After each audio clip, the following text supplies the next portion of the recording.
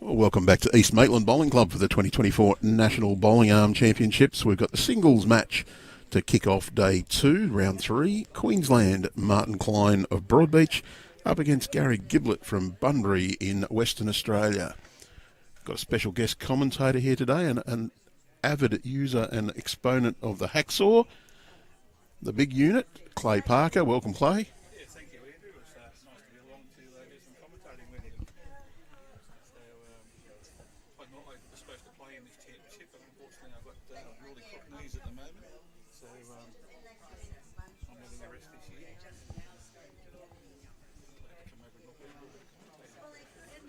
Bit of inside knowledge about some of these players as well. Yeah, in the rink. I know the rink pretty well, being a homebody here on the club, being the ex-bowls coordinator here. I know this rink very well. It's the ditch side is very wide, and the inside is very, very tight.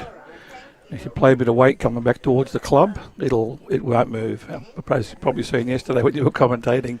Yeah, did make that point that it's just a little tight line, especially on this rink coming back towards the club on the backhand for a right-hander. Or do we call them a right sticker? I don't know. Yeah, they're still right-handed and left-handed. Just depends on which side your bowl swings on your body, really. Yeah, either left or right. Same as a normal person, as they call them. I did have a couple of games with a bloke who'd grown up playing crown green bowls, and I liked the way he called it. He'd go going finger or thumb. A bit more descriptive than forehand or backhand to me. Okay. I know David Holt. I played David quite a bit in the early days. David Holt was a very good crown bowler from England. He told me a bit about that. It's a very interesting game over there on the hills and hollers. I'd rather play on a flat green, but any day. I'd like to go up the crown just to have a bit of experience at it. Got enough trouble in a flat green though. Gary, decent start with his opening bowl. Sorry, Martin decent yeah. start. Gary, it's his second game on the live stream. He must be a favourite. Very popular man. I know Martin's a very good singles player. I played him last year in Tasmania, and very, very good singles player. Did you beat him? I think he got me on the bell. It was all square, and I was holding 3, and he sat me out and beat me 15-14. I think if memory serves me correctly, but yeah. We had a very, very good game of bowls down there on the indoor at Devonport. But, one note he said last year that he did beat Ryan Bester in a major pairs game at the club, so obviously the man can play. But as you can see now, he's very, very consistent. Well, Gary's had a game on this rink too, so he should figure this out pretty quick, and he has gone straight over onto the wider side. Sometimes I think that might be the kinder side to play, especially coming back towards the club. Yeah, you're very correct, Andrew. It's very, very kind coming back towards the club on the forehand, if you're right-handed, that is. But going back towards the car park, there is a little bit of a kick about 2/3 of the way down. It can kick out sometimes just there. But I like to play forehand around the clock on this green sometimes. Forehand down the club and forehand back up here, which seems to be more lenient with your bowl. I did notice particularly those playing more than about 2 yards away consistently were wide. Exactly. I used to laugh playing pennants here. All the away teams would all be wide, playing their backhand back towards the club. You'd nearly guarantee 9 times out of 10 they'd be wide. So even the members that play here regularly still throw their bowls wide with a bit of weight coming back towards the clubhouse. They will turn a little bit going to the car park, but they're pretty similar.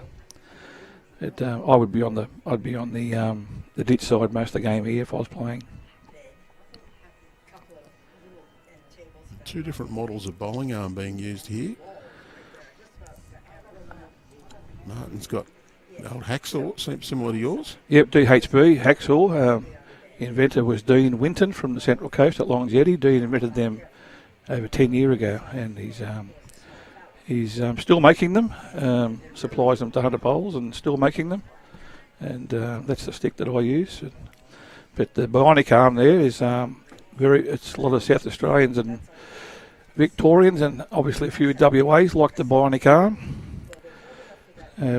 It's just got three like pressure cups on it that hold the bowl in there, and you usually your thumb release. You leave your thumb off, and the bowl releases when the thumb comes off the trigger. But yeah, a lot of people use them with great success. But my favourite is obviously the DHB. Looks like 1 to Gary to me. Yep, he snuck one in there amongst 4, so he's Gary's going to lead there 1-0.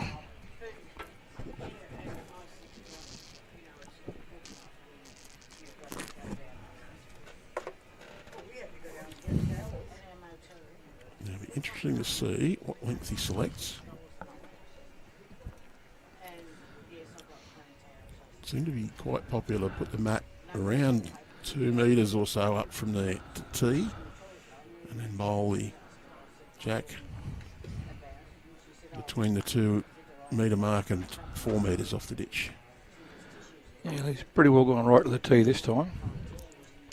It's a very fair green, this too. Where they're not downhill; they're very flat. You can draw right to the plinth of the ditch all the time. It's one of the best carpets going around. This one. It's a very fair green. Well, I did notice, even though there is a bit of a difference in the hands, it's predictable. Yeah, I see he has gone forehand around the clock here. He's played his forehand down and forehand back this way. So I think that's probably the safest way to go. And just to reiterate, he can't hear us. I think he might have picked up what I said. I said forehand around the clock, and he's gone straight to it. He did have a game on here yesterday. Probably took notice of what happened. A little bit of a flick there from Martin. Yeah, Martin did flick that one out. It wasn't very smooth, but you'll see he only had a 1-swing delivery, where most players play with a 3-swing delivery. But you can get away with a 1-swing delivery on a really fast green. Like this one's reasonably fast. It runs about 15. But 1 swing you'll get away with it. Once you get on really, really slow greens, you'll need to get up to at least 2 or 3 swings. I'd like 3 on a slow green. But very fast greens, you only need 1 swing. You can get away with it. But what I found out over the years, there's no certain way to play bowls. You can play with a bowling arm any way you like, or regularly any way you like. If you practice at it, what you're doing, you'll have success. Well, it all comes down to how much you practice. Exactly right. Well, you can look at, there's some star bowlers in the world that play with horrible deliveries, and they're the best in the world. So, well, I would never coach someone to try and replicate Jeremy Henry's delivery. he was the one I had in mind, but I didn't want to bring his name up. But I've taken photos of Jeremy delivering and superimposed them over each other, and you can do it every time. Yeah, exactly. They will fit exactly on. Yeah, look at this. This is what Martin can do. He's Awesome. What I found when I played him, he's unbelievable at on shots. He hardly missed an on shot. If he's drawing well, you're in trouble, because he's one of the best on shotters I've ever played against. Very good on shotter. Well, Gary's got a bit more speed on this. He's pretty close. Yep, got to get in the open. This will test him now. Taking his grass right out in that corner. Well, he said there was no sugar in it. He just milk. It's just milk. He's thinking about playing inside out rather than outside in here. No, he's going to outside in there.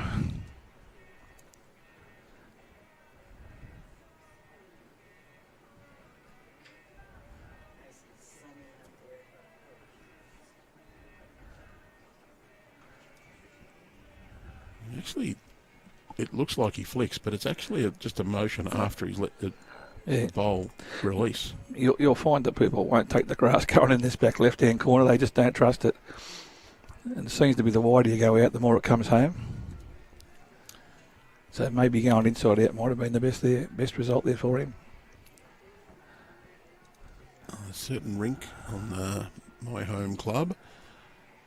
I keep saying to anyone I'm playing with, take your aiming point and then go out another 2 feet and add another foot just for good measure if you're playing towards the clubhouse on the backhand. And that's obviously local knowledge, Andrew. It's just the wind comes up around that corner at my old stomping ground. Is that the old Dapto, is it? Yeah, the Sidos. Dapto Sidos, still there, mate? Yep. So the wind around the clock, especially certain conditions, the wind comes around the corner and just seems that bowl takes off just in the last third. Well, Martin's got to trust. He's got to trust his line and weight here. He's didn't do a very good result in the first one, but you've really got to get it out towards the ditch and trust yourself.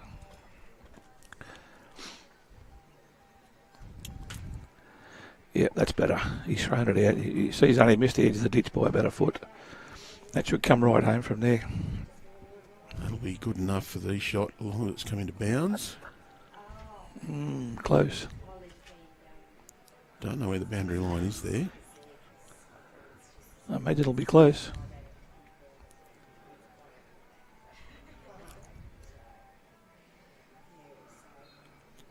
Situation like that, you're probably better off just to play slightly narrow. Yeah, well, I don't tend to draw to the jack. I tend to draw at least a couple of feet inside the jack. Draw to beat Bowls.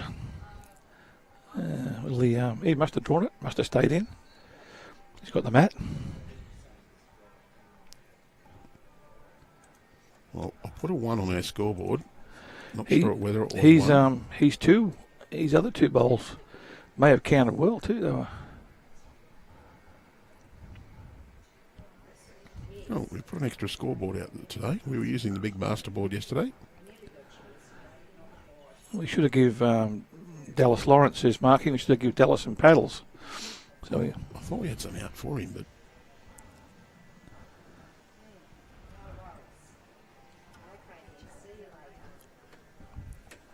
here, anyone who's watching this too, there's quite a few bowling groups you can share this to. I'll be sharing it to the New South Wales Bowling Arm Bowlers, which is a Facebook group I've got. A couple of thousand people on that, so I'll be sharing that to that. And anyone who wants to share it to the Greater Newcastle or the Hunter or Bowls, any of the Bowls clubs, share it out. They'll be interested to watch these games. it's also very heartening to see that the use of the bowling arms becoming more and more accepted. There was a few people who they'd get upset when they got beaten by somebody using a bowling arm. You mean the old cheating sticks? I wasn't going to say it. I've had it 1,000 times, mate. It's just like water off a duck's back now. But no, you're right. I've had my stick for over 10 years, and I was one of the first to have them around here, and you copped a fair bit in them days. But yeah, I did have someone say, "Oh, they've got an advantage using the stick," and I said to them, "Yeah, they do." And they sort of looked at me and went, "What, you're agreeing with me?" And I went, "Yeah, they have an advantage. They can play bowls." Yeah. And what do you mean? I said, "Well, without the stick, they're not playing bowls because the delivery is going to be that the greenkeepers are going to get upset and say, no." What I find, the reason they get so good with sticks is they get a second go at life with a bowling arm. Like their bowls is finished, they can't get down and bowl with crook knees or hips or backs. And when they get their arm, the guys that get their arms are out here every day rolling up. So they're just practicing. And the guys that don't use them sit in the club saying they're cheating sticks. Well, they're putting the work in. That's why they're getting good with it. Simple as that. It's the old bowls is just two things, grass and weight. Correct. That's controlled by two things, which is ability and temperament. And that's contributed to by another thing, which is called practice. Exactly right. If you don't practice, you are not going to compete. And you get out of bowls what you put into it.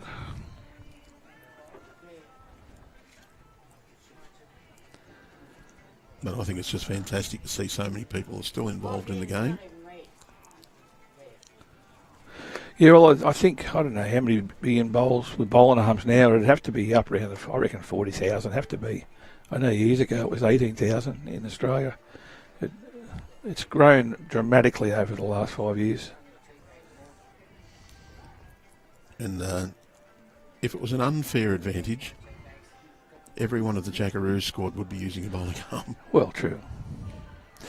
I know that the one time it is a massive disadvantage is when the wind blows, because the sticks are that light, they blow the bowl in behind your back or out to the side. They're very hard to keep steady. So, yeah, when the wind blows, they are a real disadvantage. Great bowl from Gary. We might look for a forehand run shot up here on the forehand. He'll think about it. The disadvantage here for Martin, though, is his three bowls are short. Exactly. So any running shot, he's got to make contact and got to stay with it.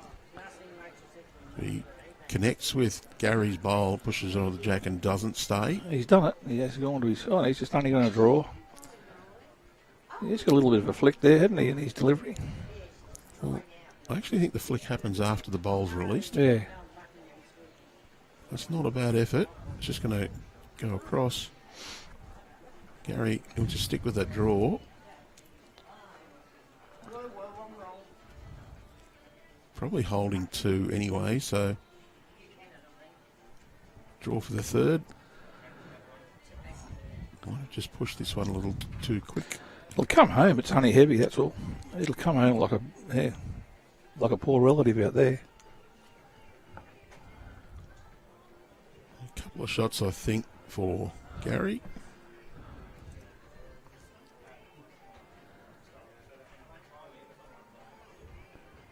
Yeah, the front one and the side one look inside the back one.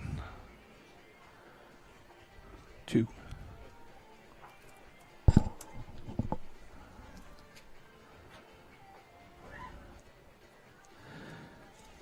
We want to try and get word out to Dallas to use them paddles so we know what's going on each end.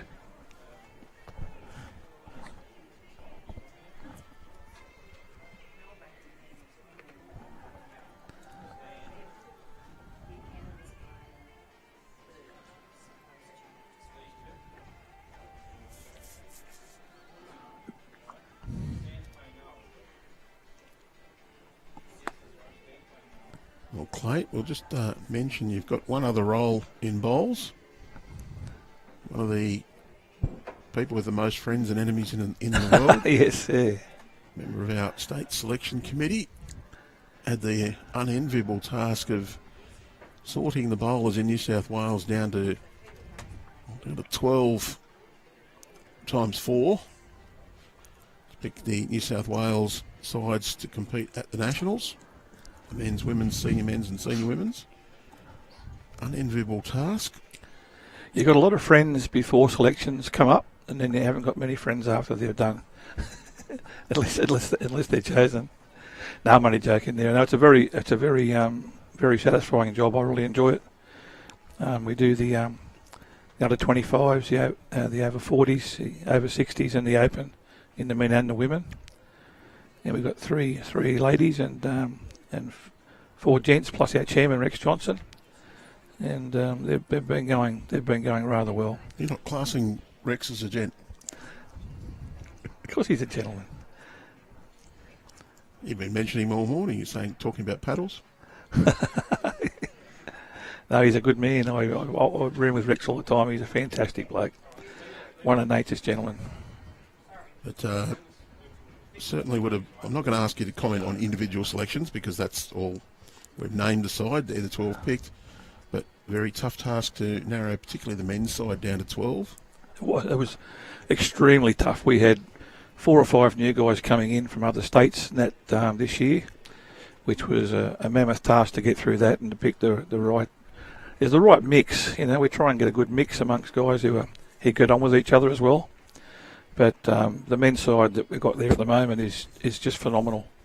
And there's guys in there that can play for any state. Another 4 or 5 guys can play for any state and make it, and don't make our New South Wales side. But well, we had a couple of jackaroos move into New South Wales, and you're going, well, who are they going to push out?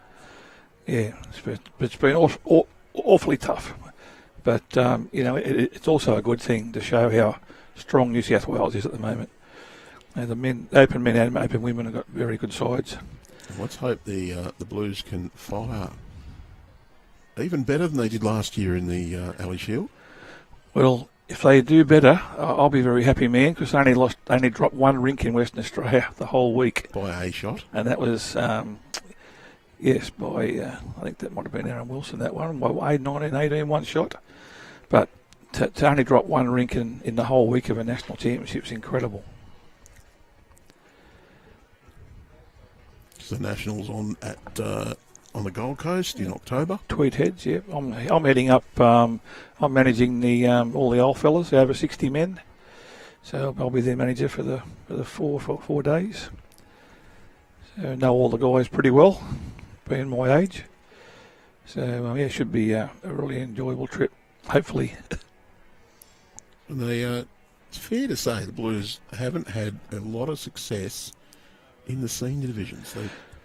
No, yeah, I don't, yeah. Queensland and Victoria seem to fire better at that level. They do, yep. Our open sides are magnificent, but yeah, there's just, I don't know what it is. I think the men's side this year is one of the best that we've picked. I think it's a very good side. I think they'll do well. Ladies have got a pretty good side too, so just a matter of getting the gel right, you know, getting the players playing together that like to play with each other. And Martin, he's close there. I think he's just run through. Could still be a couple more to Gary.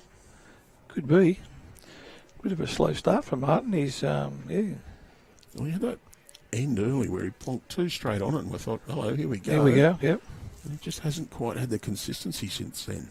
What I've seen at Martin too, he's not scared to be aggressive. You'd think with that shot there, he'd be up on the forehand with ditch weight, getting both them bowls or the jack. But yeah, he just tried to draw.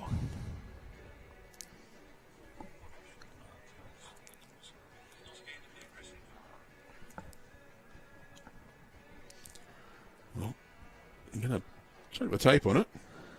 One for sure, measure for 2.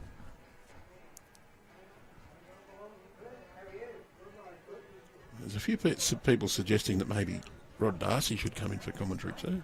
Yeah, that'd be a great idea. Jake Lawton was invited, but he just said, how much of a delay have you got on the system? And I went, well, none. So, well, maybe I shouldn't come in. Yeah, Jake mightn't be a good idea. No, I think he'd behave himself. Yeah. He likes to call a spade, Jakey. Well, they've measured. I think it was 1. He's not going to let on what it was. He's got to make it It hard. was 1. It was 1 to Martin. Where that angle got me. Wow. That's a shock. Sitting. The angles on the camera are deceptive. I'll give you that much. Well, I agree with you now. I thought that was 1, maybe 2. The other way.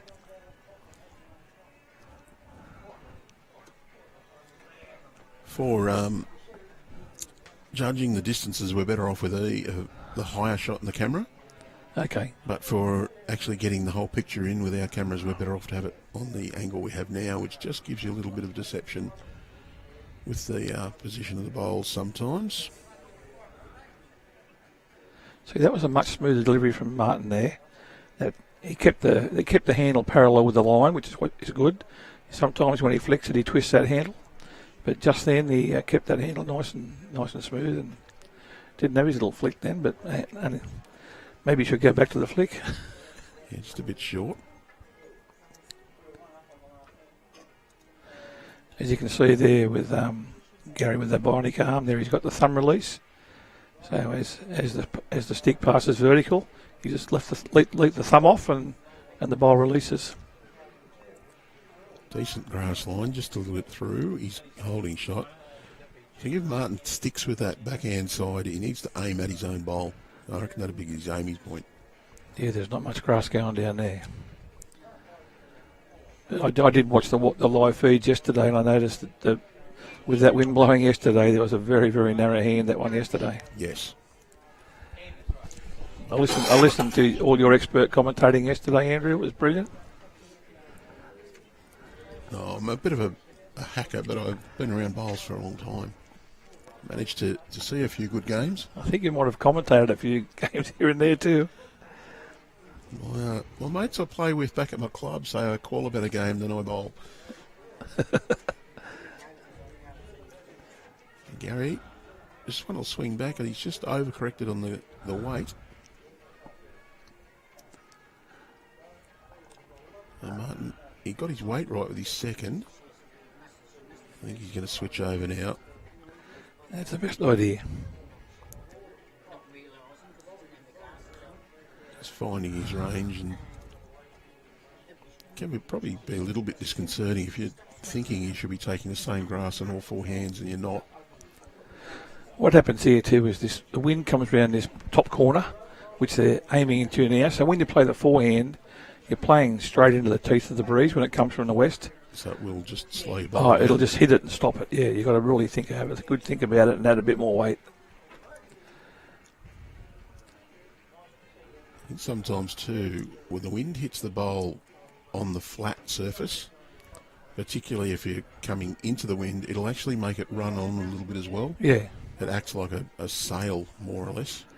See, Martin's he's switching, chopping and changing too much here on his hand. He's just got to get on one hand and just stick with it and get a bit of consistency going. You chop and change all the time. You got one narrow hand and one wide hand. You chop and change on it, makes it very, very tough. Found in singles sometimes you're better off just to, if you're not quite nailing it, you're better off to get onto one hand, just try and gradually improve, try and get that consistency going. Exactly. Don't try and do anything fancy, and sometimes you're better off to go, well, I might have an on shot there to make two, but if I draw, I can still make one or two. Rather than try and sit a bowl and get an extra one out of it, you're better off to draw sometimes. In my experience for me playing. You can see there that Gary's just a bit more consistent there at the moment than Martin, which is a bit surprising, really. Martin. So Gary also, he's just sticking with one side. He is in each direction. Exactly, being consistent.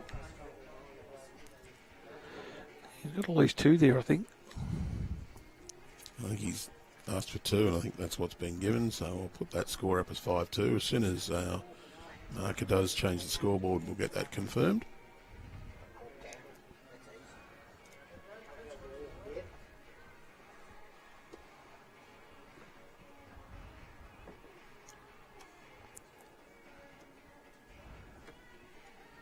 I just had a look on the board there when I come in. I see New South Wales is 1 point in front overall. So hopefully they have another good win today, New South Wales. Victoria's one behind on the overall board.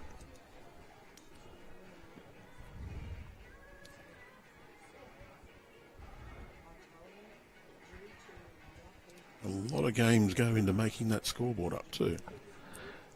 Correct. 6 games around, 3 singles, 3 fours, and 3 pairs, 3 triples in the afternoon sessions. It's a lot of bowls, and I know a lot of the people with bowling arms have ailments like myself, crook knees and crook hips and backs and whatever. But it's a lot of bowls for someone who's using a bowling arm because they've got ailments. A lot of bowls, so you've still got to be reasonably fit to play. Luckily, there is reserves to play, and someone can sit out a game, and somebody can come in and fill in for them. Give them a rest and get ready for the next game. Martin, he's not too far off with this one. Should touch under. Very good position though. Something to build on.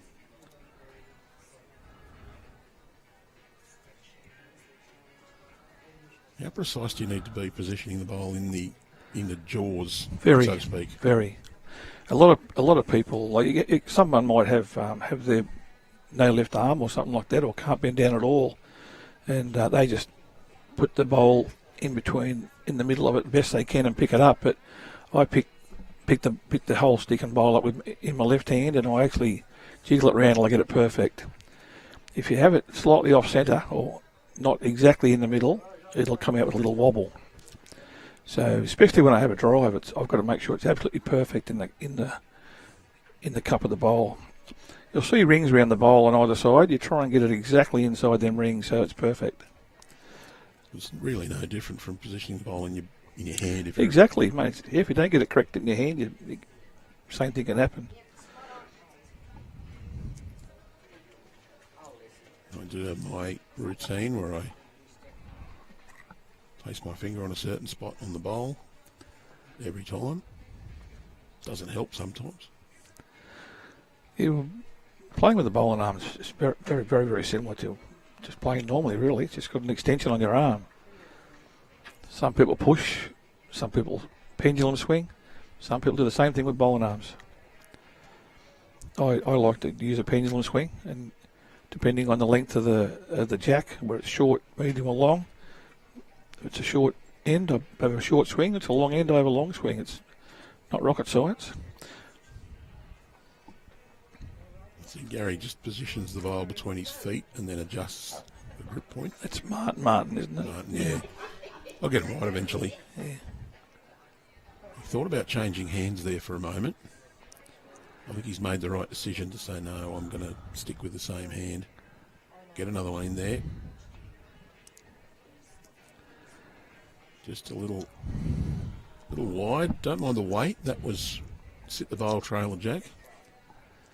He might have considered going a little bit quicker on the backhand side for a moment. Yeah, a lot of people go early on this green, go quick.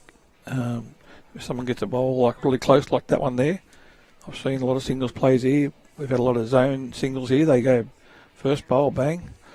But it's a very good green to drive on, very accurate. But both these guys are pretty happy just to draw and get bowls in there at the moment. But well, Clay, is this a green where you're better off to go quicker than that medium sort of pace? This carpet here, you can play any shot on it. It's you can play an on shot, a trail shot, swinging shot. It's very kind. But most synthetics, it's either draw and drive. I see Martin's bowl swinging away there. Going to get his own maybe. Yep. But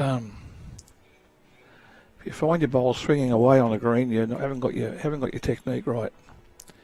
I use a different technique to drive. I keep the handle square with the line in the cup, and I swing my arm right up in the air and try and get topspin under my bowl. Once you get topspin under your bowl will track very straight. If your bowl's swinging down the green, you haven't got your delivery right with a driving. Same goes with an arm or a normal delivery.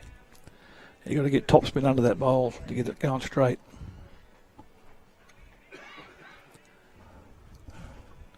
You see that breeze is getting up there. You can see Dallas's clothing waving around there. So once that breeze gets up around that corner, it's going to make it. This is one of the toughest rinks to play when the wind blows. This rink 13. It's not because he's sprinting. No. No. Yeah, Dallas is also the marker here. Dallas Lawrence. He's also an arm bowler. Just been up to Scott's Head. He was runner up in one of the games up there at Scott's Head, a tournament this week. He goes rather well with his arm.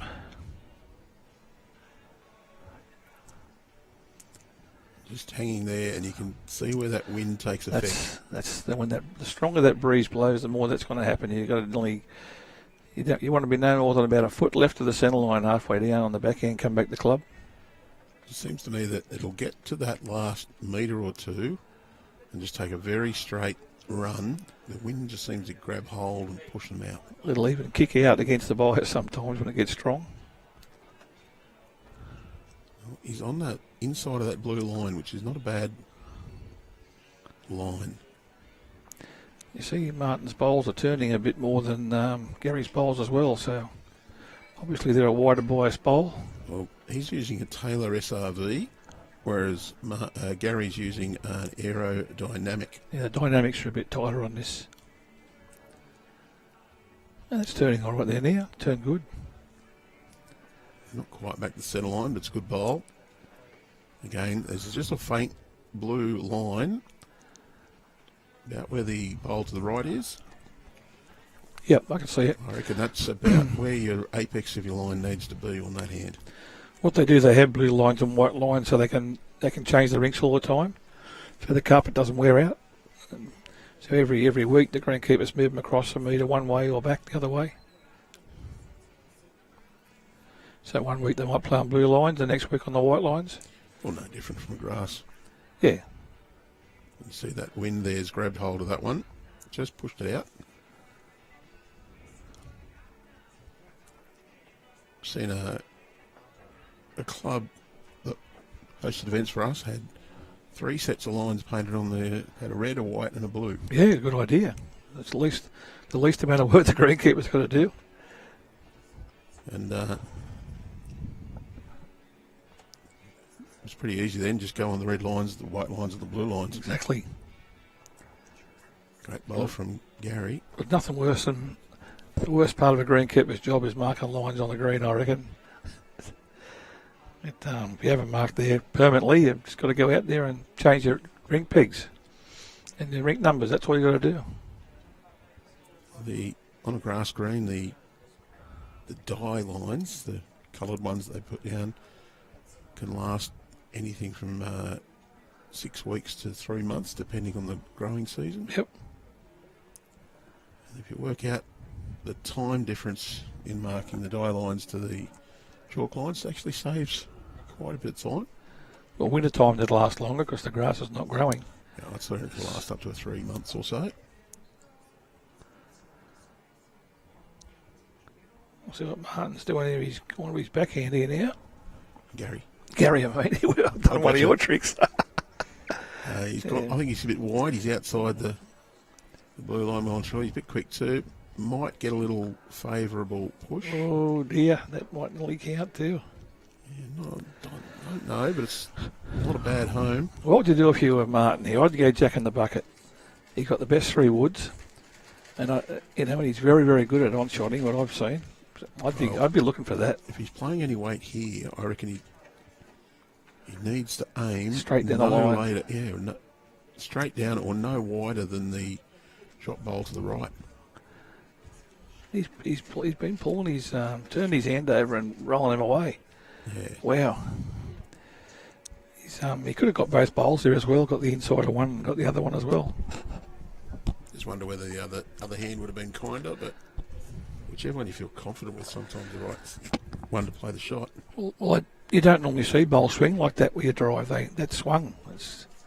They normally go straight down the green. He did start it dead straight, though, straight down the centre line. No allowance for curve at all.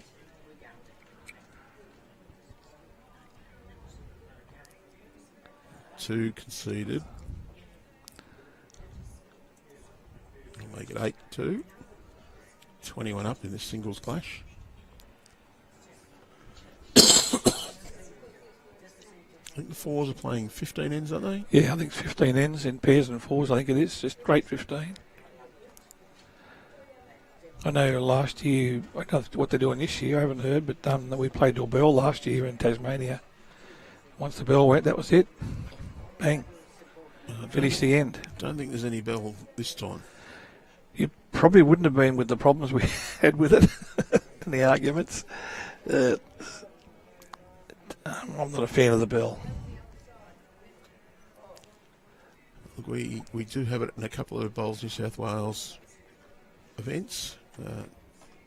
Mixed pairs over 40s and the junior championships. Juniors, we've had to put it on because we run a condensed program and it's got to run 2 times. Yeah, when you've got a strict time limit, yeah, fair enough, I suppose you've got to. But mixed and over 40s, we're playing 3 games in a day. Although we're allowing 2 hours 15 minutes for the 18 ends of 3 bowl pairs. And in state finals and over 40s, we have timed out exactly 0 games. Yeah. Most players, we've got a respot in place as well. Most players are well aware that they can't muck around too much in the 3 bowl pairs to get it through. So, not an issue. Great start from both bowlers. I hope Martin's starting to find his range because it'd be good to have a great contest. Yeah, I think he'll come back.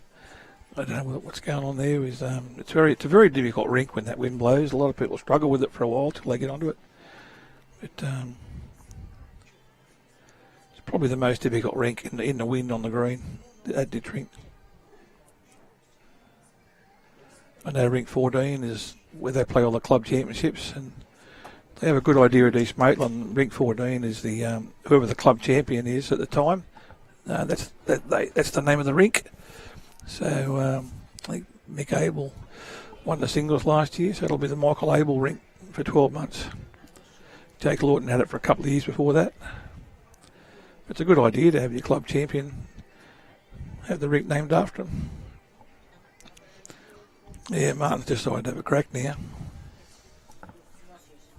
He's worked out to close both eyes. Works for me.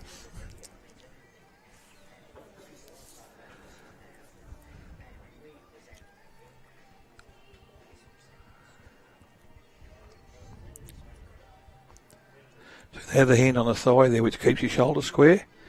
But if you have your hand Swinging. It'll swing. He's got a good drive here. He's nailed this. He's in the back left-hand corner. It's a cracker. That'll be hard to draw two out there. So he's gone from two down to possibly 3 up. Well, I've got a little problem here is I can't quite get that camera in the right spot. So I'll just swap the end camera over. And we'll pop a little inset in.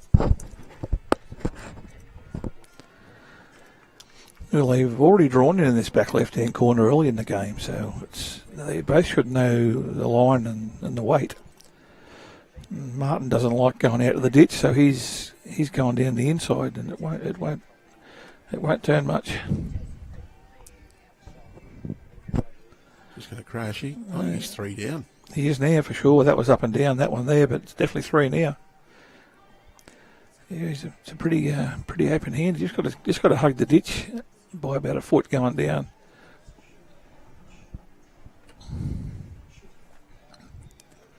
Looks easy sitting here, buddy, Andrew. Doesn't look real hard at all. I've never played a bad bowl in the commentary chair. I'll tell you what, he's nailed this one. He's given that some. It'll be in the ditch. Yeah, it hasn't come back. Well, he's got a bit of pressure on here, Martin. I know it looks an easy draw. He's got probably got 8 feet to draw the shot. But being up in that back left-hand corner with that wind howling behind you now, it's coming from the west. He's still got to draw it. Oh, he's going on the forehand, bowling inside. Interesting choice.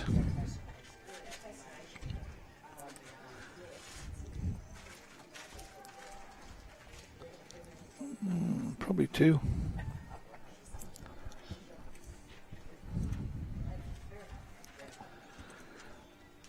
So a bit of aggression there on Gary's part on his third bowl. Jacking the ditch has worked out pretty well for him. Still probably going to pick up a couple. Yeah, I reckon it's 2.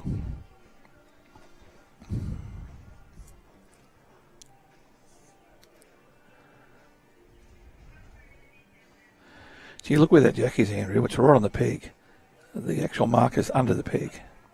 So it's just stayed in. Because our view here's a little bit skewed, but you can see that sitting right up against the side of the boundary peg. A couple more. We'll take him out to... Well, they've got 9 on the board out there now, 9-3, so maybe I've missed something. I'll put 3-9, although I do think that's gone to 11 now.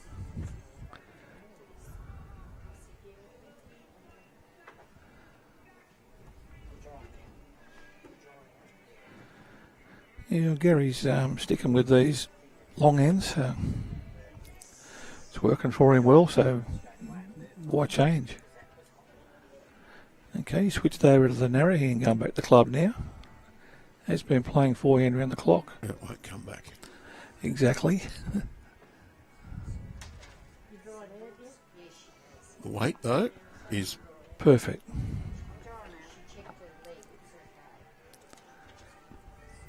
We'll see if Martin, he's going to follow him down. I think he needs, if he's going to pick an aiming point, probably almost needs to aim at Gary's bowl. He's pretty close to that line. Speed will be the determining factor here. It's a great line. So where's your aiming point, Andrew? On the green, is it? I'll be aiming, depending on the speed of the green, somewhere from 2/3 to jack high. If it's a very slow green, I'll aim jack high simply to try and get my weight up. So I'll pick a mark on the bank, so I'd be aiming probably at the inside the peg, coming this way on the backhand, but going on the forehand, I'd be rink and a half out on the right hand side, coming back on the forehand on the wide hand. I'd pick a mark on the bank. About 14 seconds, I'd be aiming about the next rink number. As it gets quicker, I go wider. Yeah, I've taken an angle from a marker on the bank knowing where the mat was.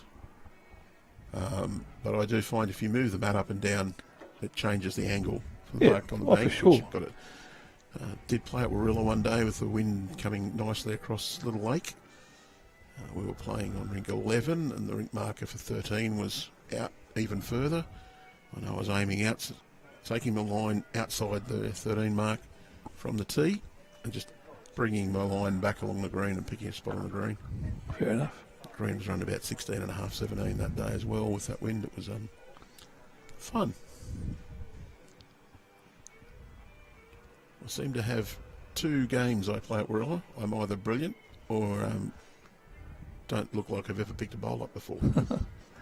Unfortunately, Martin's hit Gary right in the belly there and pushed him right up on top of the jack. Well, Gary, See, going back to the wider side, yep. Try and draw a shot on the tee, if not a little bit behind. that'd be perfect because Martin has got a shot there to hit the shot bowl and push it back in the ditch, but he doesn't want to get his orange out the way either. He could drop 3 or 4. Risk and reward, you can grab a 2 or you can drop a 4. He's got a good bowl here too. Well, would they both go? Probably not. Geez,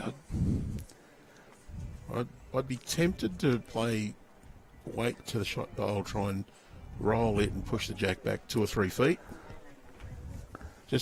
I don't mind a 4-iron swinger there, but it's a bit of danger. You can get both bowls 4-iron swinger and get a jack in the ditch as well for 2. But he's playing very conservative today. He's just,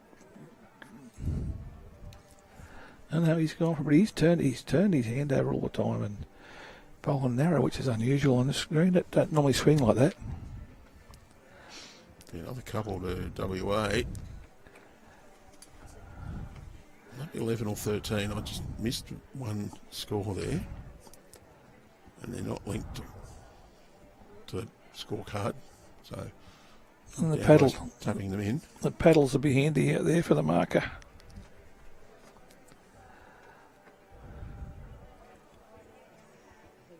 The tape's required. I know. Clay, as a singles player, do you walk out with a tape in your pocket? No, I normally, well, I do and give it to the marker. Because you'll find that most of the bowling arm people can't get down to measure anyway. So they normally give the measure to the marker. I know I can't get down and measure. And I'd say 90% of them wouldn't be able to get down and measure. Well, they're not going for a measure at all. He's grabbing something else out of his bag.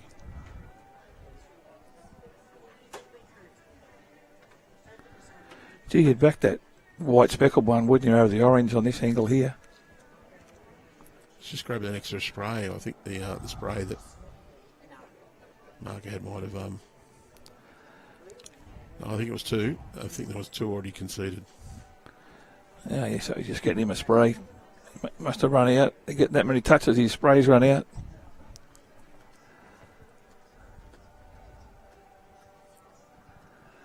I find that most of the time that I lend the players a spray when I'm marking or managing, you very rarely get it back. Well, we do run, when we run Bowls New South Wales State Finals events, we get down to the pointy end, we do issue a spray chalk to the marker. Well, I don't want to mention any names, but I lent one out to one of the open guys at St John's Park a few weeks ago and it didn't get it back, and then one of the under 25s as well, but we won't mention any names. I'm up for another couple of sprays. Oh, we issue them as a matter of, we don't want the marker to accidentally knock a bowl over with a piece of chalk. Exactly. It's a good start by Gary there. He's drawn a toucher and finished 6 inches jack high. That was a lot smoother delivery. It was, yeah, it was. The secret is to keep the handle that you're holding parallel with your line, and that'll keep the C cup square down the bottom.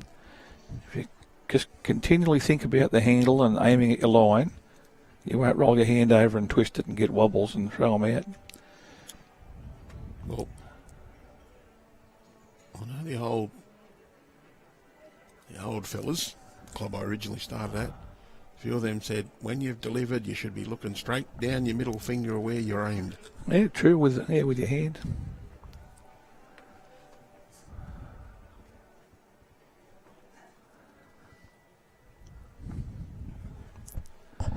You can tell when somebody pushes a bowling arm, you should only finish about 45 degrees out when you follow through, but anyone pushing their bowling arm, you'll find they finish up like horizontal or even higher. But with the pendulum swing, it should be only finishing about there. But see how he rolled his hand over there. He didn't keep his handle parallel with the line. He's turned his handle in. Not saying it won't be a good bowl. It can be a good bowl, but it's not conducive to consistency. Just goes to show, see. It's a cracker. But you're introducing that little bit of variation. Yep, exactly. It depends on when you hit. I mean, you might have twisted after he delivered, but if you are twisting at any point, you're going to run the risk that you do just tilt your bowl as you deliver. No different from dragging your arm across your body, delivering by hand. In any sport, it's all about just doing the same thing, repetition, same thing over and over again to the same amount of time. If it takes 23 seconds to get behind your golf ball, look at your line, hop around there, have a couple of waggles and hit your ball, do it every time. Same with basketball, same with bowls. Try and do the exact same thing all the time in the same amount of time. It's just gone underneath then.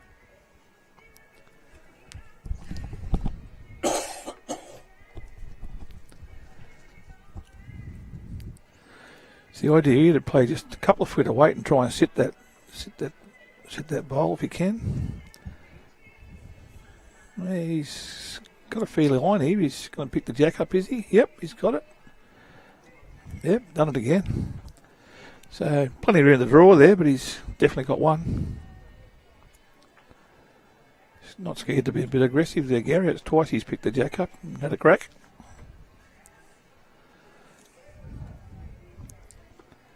Like we spoke of earlier, Andrew, he only played 8-10 foot of weight, but you can play any sort of weight on this carpet with confidence.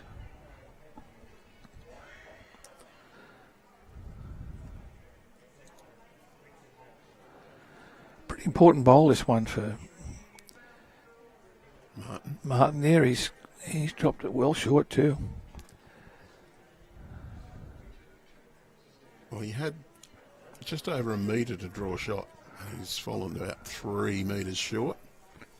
He already had second too, so he could have been a bit more aggressive. And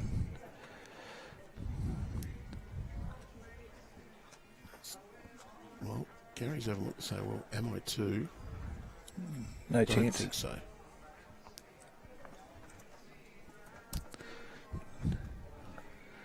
$15-3 now. Starting to skip away. It's he's Really has taken control.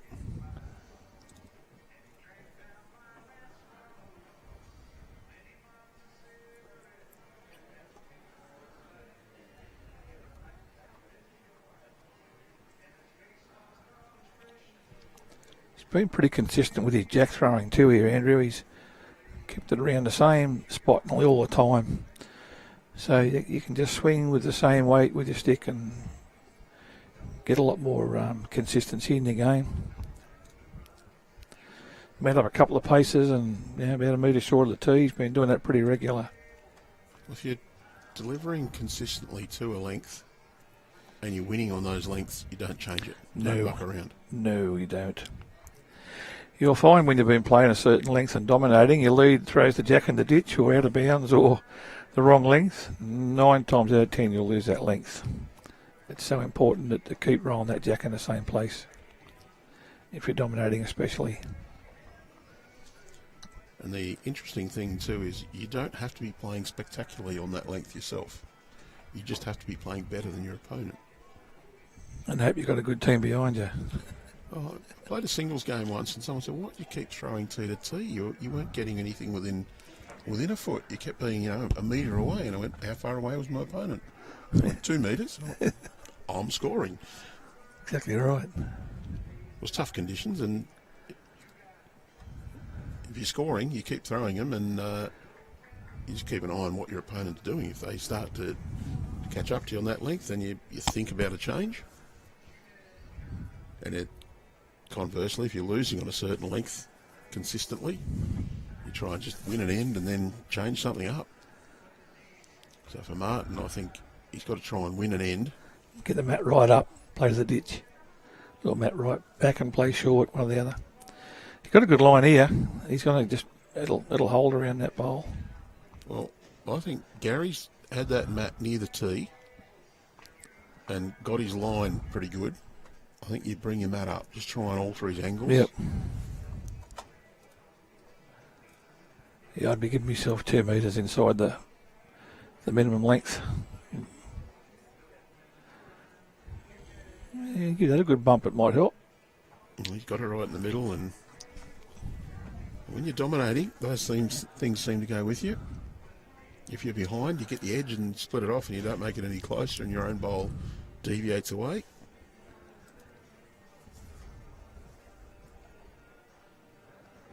So, Clay, you played in this event last year? Yeah, I played in Tasmania. I've actually played against this gentleman here right now. He had a very good series down there in Tassie. We played down at Devonport. I've been playing in this for 10 years. But unfortunately, the knees aren't letting me do much at the moment. I can get by with half a day or a day, but not 6 days in a row.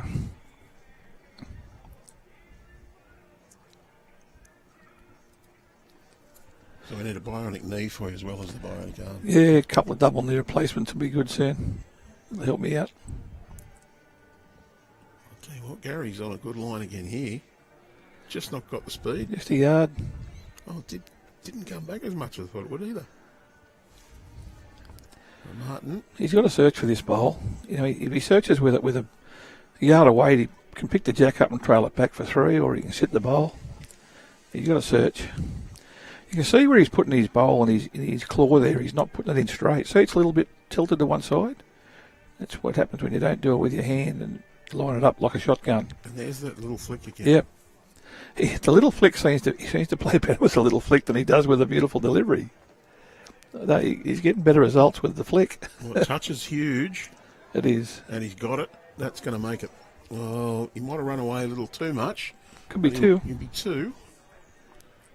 Is that the kick you need? The good thing with singles, you don't run out of ends. You can just keep grinding out 2. 1 or 2 every end. 2 agreed to. He's going to have a look at the 3rd, but I think that's wishful thinking. 2 it is. Maybe that was a little break he needed, a little touch on the jack there. And well, he hasn't really moved the mat position at all. Still back near the tee. It's an interesting one here too, that players leaving the mat on the green. It's something you don't see often in bowls in Australia as singles players leave the mat. Yeah. And I did hear some people once, I was officiating at a world event, and they commented on the players being rude, leaving the mat on the green for the marker. And I pointed out to them that the duties of the marker actually include removing the mat from the green. It's part of the duties and accepted in the international game at least. Yeah, well, I tend to carry the mat, but yeah, I always carry the mat, just bring it up and down the green. Whoever finishes the last bowl, the other guy behind in the singles picks the mat up and just walk back together. I only go with 1 mat. They never play with 2. I think sometimes, though, the player thinks they're playing the last bowl, picks the mat up and walks off with it, only to discover their opponent actually has one sitting back there and they've followed their 3rd bowl. So it's just a little safety feature. So I don't have any issues with it. I'm quite happy for them to carry or not carry the mat.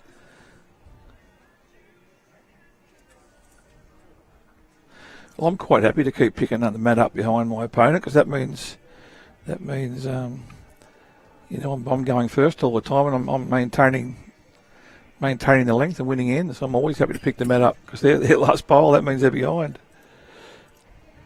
Gladly pick the mat up.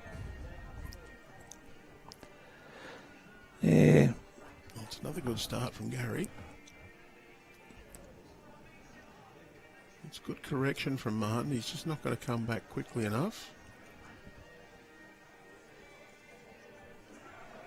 So at the moment, it's the Bunbury bowler who has the advantage.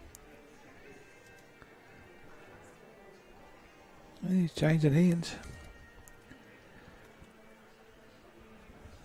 Well, I'm not a fan of changing hands in singles unless you really, really have to. Like, very rarely will you do a good bowl after you change hands. There's an old thing that Bobby Dunn told me years ago. Dunn's law. When you change hands, you drop 3 to 4 foot short every time. It's unbelievable stat. Swap hands, you'll drop short. You've got to really, really think about it and add more weight. You've seen then, he changed hands and dropped probably 8-10 foot short. Title line on this one. If he gets the grey one right in the middle, but he's not going to, well, that's the sort of thing that happens when things aren't going with you. You miss by half a bowl. One thing is that grey bowl will plant out now. Plant out meaning that there's 2 bowls lined up, and if you hit the front one, hit the front orange one, the white one will go. So he's changed hands here and dropped both his bowls short. So I'd be looking for this orange bowl with 4 foot of weight. You get tight, you trail a jack. You get the orange bowl fat, you push that white one straight through and stay for 4.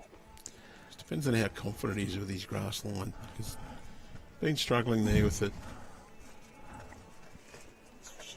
See how he goes anyway. He's got a nice tight line towards it. Yeah, he's played this well. Looking real good here. Wants it fat. Bang, just as we called. 4. Wants it to keep going. Yes, Yep. has kept going. So a little bit of recovery. Played She that. goes back to WA for the first time for a while. Played that perfectly. And Gary's he switched back. Here, I don't think I'd be too adventurous. I'd be just trying to draw a second shot. Down to the shot, hopefully getting it, but I'd be happy to draw a second. That's a great shot. That's a great shot. 4 down and draw a second shot. Well, Ooh, he fell out too. very nearly drawn shot. Fantastic effort. Watch that one again, the closing stages. You wouldn't think he'd get shot with the ball on that side of the line, would you? He just touches it. It falls out. Eh. Oh, he didn't get the shot, but Save it was 3. impressive. Save 3. And that's a big difference. It's 6:15 now, not 9:15. Also sends a message to your opponent. You're not getting any easy ones. Even though he's played 1 reasonable bowl, 2 very ordinary, he's then played an absolute cracker with his 4th. Well, he's lucky because he went forehand, backhand, forehand. So he played 2 on one side and 2 on the other. Well, he's 2 on the forehand, both good. He's 2 on the backhand. Yeah, he shouldn't have changed. He should have stayed where he was. That's easy to say from here, but isn't it? But as I said, I've never played a bad bowl from the commentary chair. I have said, I don't know why he's playing that hand and it's been an absolute ripper of a bowl. yeah, And I then said, well, that's why he's out there and I'm not. one thing I've learned as a coach, I've been a coach for 25 years, and I've learned is you can play any style in any way and still be a brilliant bowler. There's no set way to play bowls. You don't need to be out of the copybook. You just got to practice what your style is. Well, I have played against some bowlers and thought, go ahead, play the shot you're calling. because there's a 90% chance you're going to make it worse for yourself. It's going to backfire, yeah. And there's been some days where it didn't. I wish they wouldn't have played that. Yeah, Martin might be going to have a crack from here on in. I hope he does. I'd love to see him get right in front of the jack as well. I'd love to see him get back to about 18 or 19 all or something. That'd be good. Good for the viewers. Don't forget, if you're watching this, share it to one of your sites, one of your clubs or your districts or zones. Share this on. I think everyone will be interested in watching something different. The National Bowling Arm Championships.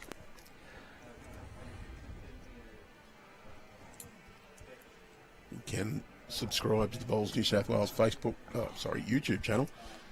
You can subscribe, or you can like and get notifications on Facebook. If you are watching on a Facebook and you want a little bit clearer definition, it is slightly better resolution on YouTube, just with the resolution they do stream at to those platforms, the default.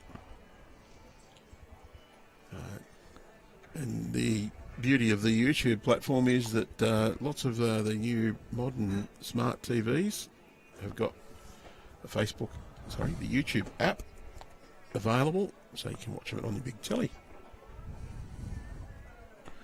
Where it looks a lot better. I've just shared it to a few groups, Andrew, there, so even Canada. I've even got some groups in Canada that love their bowls. I've just sent that over to the National Canadian group there, so they'll watch that. They'll love it. Because we do have a lot of bowls coming up in the near future. The rest of the week here from East Maitland with the National Bowling Arm Championships. Get a couple of days off next week from Bowls New South Wales. The week after, Bowls New South Wales gear will be in Dubbo for the City of Dubbo International Fours, the huge tournament out there. Some great bowls will come to you for Tuesday, Wednesday, Thursday in 2 weeks' time from today. We've got a couple of trips to Yamba in October. One for their Classic Pairs tournament, pre-arranged for us to stream for them, and the over 40 state finals. And no doubt Bowls Australia will bring you a lot of action in the early part of October from the Nationals. So hopefully. You heading up to Ballina, are you, Andrew? Next year? Yeah. Yep. Next. So that's March, April next year. Amber in October. Yeah, that tournament at Dubbo, the Fours, it's a massive tournament, isn't it? Prize money-wise. I think Lee Schreiner and his team has won that back-to-back. They're looking for their third in a row, which is a massive effort in the calibre of the fields up there. Is it $100 and something thousand prize money? It's ridiculous. 20. Unbelievable. It was a big effort from Club Dubbo. They had the conscious decision they wanted to promote. Look at this shot here. What a magnificent bowl that is. That's second. Oh. If not first. Cracking shot, that. A little shake of the head from Martin. I think he might be thinking I just snuck in. He might have gone to lucky there. Yeah, but he's just edged his way back in. Awesome effort.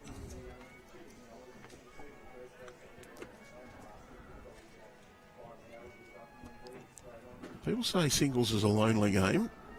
I can see that. Sometimes if you just get your head around the fact that, okay, I might be behind, but it doesn't matter. All I've got to do is keep scoring ones.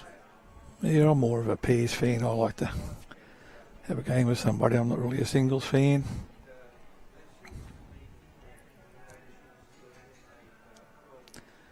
You've only got yourself to blame, I suppose, in singles.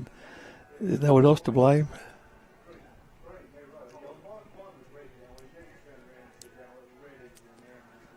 I was wondering what the white thing blocking the camera was, and then I realised it's not. It's the sunshine on the green. It's so bright. I don't know if you've noticed it all, Andrew, here, but they're pretty well happy with the same length. Like, both got them out, 4 to 6 feet from the tee, and both rolling around about a yard short of the tee. Well, I sort of thought that Martin should have changed the length, but he's I'd be thinking nailed it now. they're happy to play the same length. But look at it, they're both happy. And see what he does here. Like I'd normally ignore that bowl there and just try and draw under or around it rather than change hands. But there he's doing that. So if you change hands, you very rarely play a good bowl.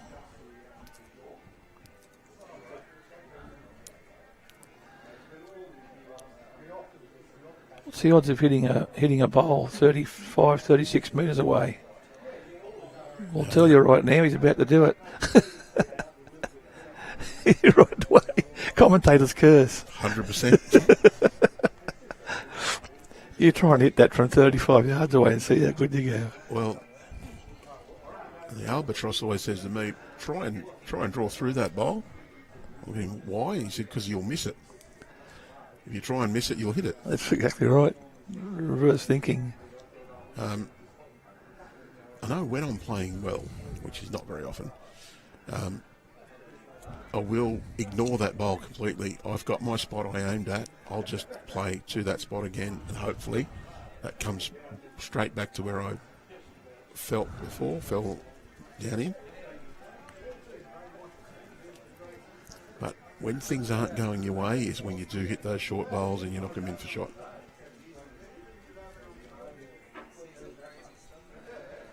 Yeah, this is a bomb, this, you see. Yep. So look at the room you've got to get around that bowl. There's nothing in your way. It looks like it is, but it's not. That's a resting toucher. Yeah. Can't mark that, Dallas. Where are you? I don't know if you remember the great Bobby Bartlett. I'm sure you would have known Bob. I only go back 34 years, Andrew, only a short time. Oh, Bobby was regarded as the one of the best ever players in the Illawarra in the 80s and 90s. Very hard man, very good footballer in his day as well. Bob always said, your third bowl in singles is where you need to try something. Okay. Yeah. And his reasoning was, you've had to. If you're going to do something, do it with that third one, and then you've got one to fix your mess. Fair comment too. Geez, they're not taking their grass on this back end coming to the car park there. Oh, no weight, no grass. Yeah. Apart from that, Once again, it just goes to show you change hands. Very rarely you bowl a good bowl. He's got two sitting on top of the jack on the forehand, and he probably had to play the backhand with the bowls in the way, but then again, he's just drawn a shot around his own out there. yeah, Why change? that's right. Yeah, Even if you say, all right, I'm just going to draw the tee. could even come between them two grey bowls and draw a shot. Really, If your weight's good, you're not going to do any damage. But it's another 2 to Martin. He's back to 9.15. it's amazing how many times you change hands, nothing happens.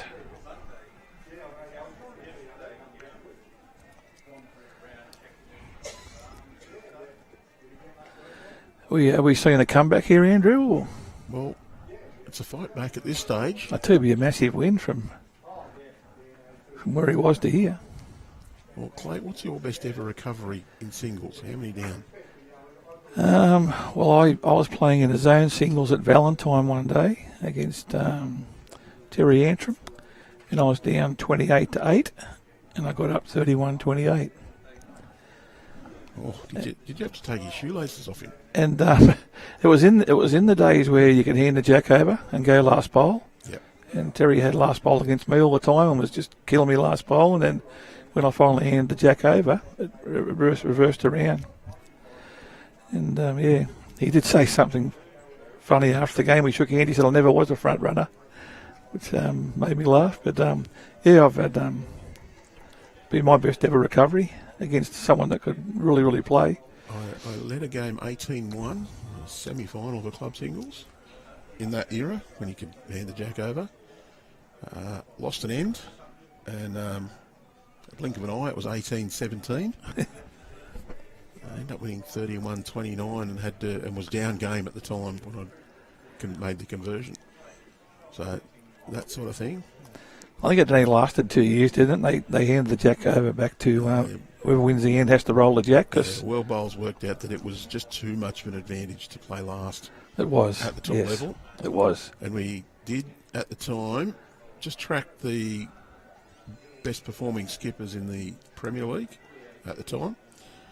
Their win rate didn't change. It was still around that 75 to 80% was the top skips in the comp at that time. Just that the average margin blew out from about 6 or 7 up to 16 or 17. Yep. And that's another absolute cracker. Yeah, he's found a bit of confidence at the moment. Just the mindset when you're behind to say, well, it's just to say, well, you know what, I'm just going to claw this out, I'm going to get close. You start forgetting about the scoreboard and saying, I just need to win this end.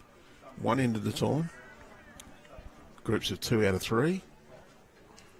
And just try not to give your opponent any sniff, and you think, well, if I win an end, I'm just putting the pressure on him and making him work harder. Yep. And similarly, if you're in front by a lot, you think, well, can't relax, I've got to just win one more end. And you keep yourself saying, just win one more end, just throw that little bit more pressure on. Steve Klassen was brilliant at that in his indoor singles. I think he won 9 in a row. I was lucky enough to play him in the 9th one that he won, but I got the card after the game and he was just getting one, just ticking them over. So you're right, it's just a matter of just ticking them ends over and winning them, and he was the best at it. One of the best indoor singles players I've ever played against. Dave Ellis said he went watched the City Masters and the late great Bobby King was playing. Oh, Bombardary Bob. And he said he watched Bob reel off 21 consecutive ones to win a game. Wow. That's phenomenal. But yeah, you don't need to be picking up 2s and 3s and 4s in singles. You just keep getting them ones. You keep ticking them ones over. They add up at the end. Well, it's a great effort here. He's played some good bowls and just in behind, still one down. Oh, no, you're not a fan of changing hands, but I would be next bowl. Oh, you'd have to, mate. You have to. He had a great little trail there to make 3, but that last grey bowls, that stopped him from scoring. He's got to play the 4 in and just try and get around his own orange bowl and flop in. So I'm playing Martin's bowl, drawn a shot with the last one. Don't do much different. Hope you get in. And really, if you put 2 bowls distance, that's all you need. Cover up those grey ones. What he doesn't want to do is roll his own bowl over on the jack, because the jack will move like a foot if you touch it on this green. I don't mind where he's finished either. It just throws that pressure back to Gary to say, you trail it and get 2 or 3, you have to play a bomb, because you can only move it under a foot. You can't just rip in. If you push it right back, you're going to drop it too.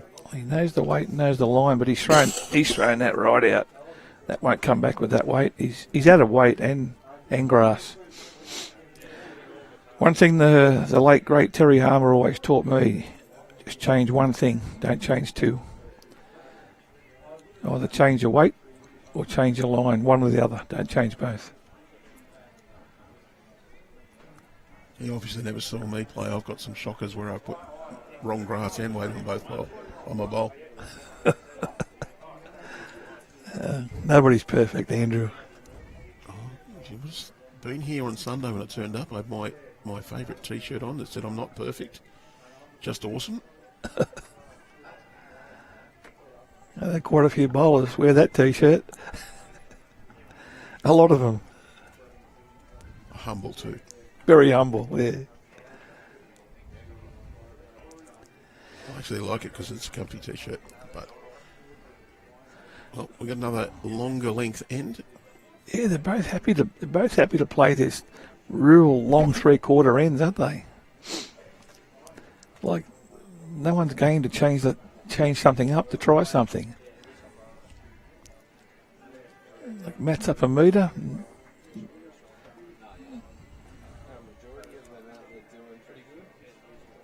It just reminds me of playing social bowls when I first started off. Great starter. Fellas from the country who would put the mat on the tee for the first end and roll the jack into the ditch with the full knowledge that whoever was at the other end would just put it up onto the tee. Yep. And they'd keep rolling it into the ditch because it would keep being put on the tee. That's it. And they love playing ditch to ditch. The old social bowls these days, the other skipper gets the jack and puts it up on the front of the line now, or wherever he wants to put it, or throws it back. They don't do that much these days. Too many bacon and egg trays to win, mate. They kill for a bacon and egg tray or a steak tray. They play pretty serious these days in the social bowls. I like the idea of the skip getting the jack in social. If it goes in the ditch and just put it anywhere he likes on the line. Changes the length up for the opposing lead. Well, I know one reason that they discourage it, putting it anywhere, is to make sure that the leads get the practice at rolling the jack. Exactly, yeah. Because it's an important skill of the game.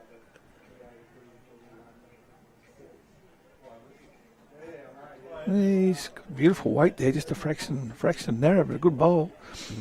Martin's still got one, I'd say. He's just tightened up though, hasn't he? He has. He's starting to hone in. He's honing in on the bullseye now.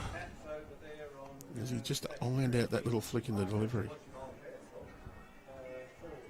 Well, that was straighter.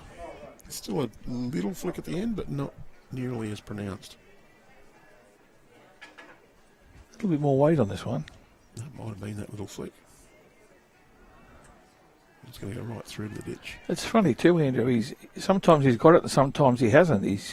He can have a beautiful smooth delivery, and sometimes he gets that little idiosyncrasy, a little flick in his stick. So It might not actually be a conscious thing. It might be some physical. Might be like the knee giving way, or the elbow giving way, or even just a. Well, I don't know what he's up to there, but he's just banged the ditch with his last draw shot there. He's a bit of a brain snap. Gary might have half had in his mind to run and half draw. If you've got two shots in mind, you'll play exactly zero of them. Exactly. Well, this one looks decent. He's looks good. A little tight. I'll tell you what, Sits on the inside of the if he grey. sits on that grey, it's huge. Oh, that is unlucky. Just didn't get it fat enough. Has he turned it enough to bring the second one in, though? Maybe. Like you say, Andrew, the angle here from where we're looking on the monitors is way different to what it is out there. And it's at the other end of the green, so we've got no chance of seeing it live. That's for Cheryl. She'll get it off after. I'm just going to have a cuppa. And Gary's had another run and pushed it wide. So is it 2 or 3? That's the big question. If it's a 3, we're back to 2 shots in the game. That's the thing about singles, getting that little run.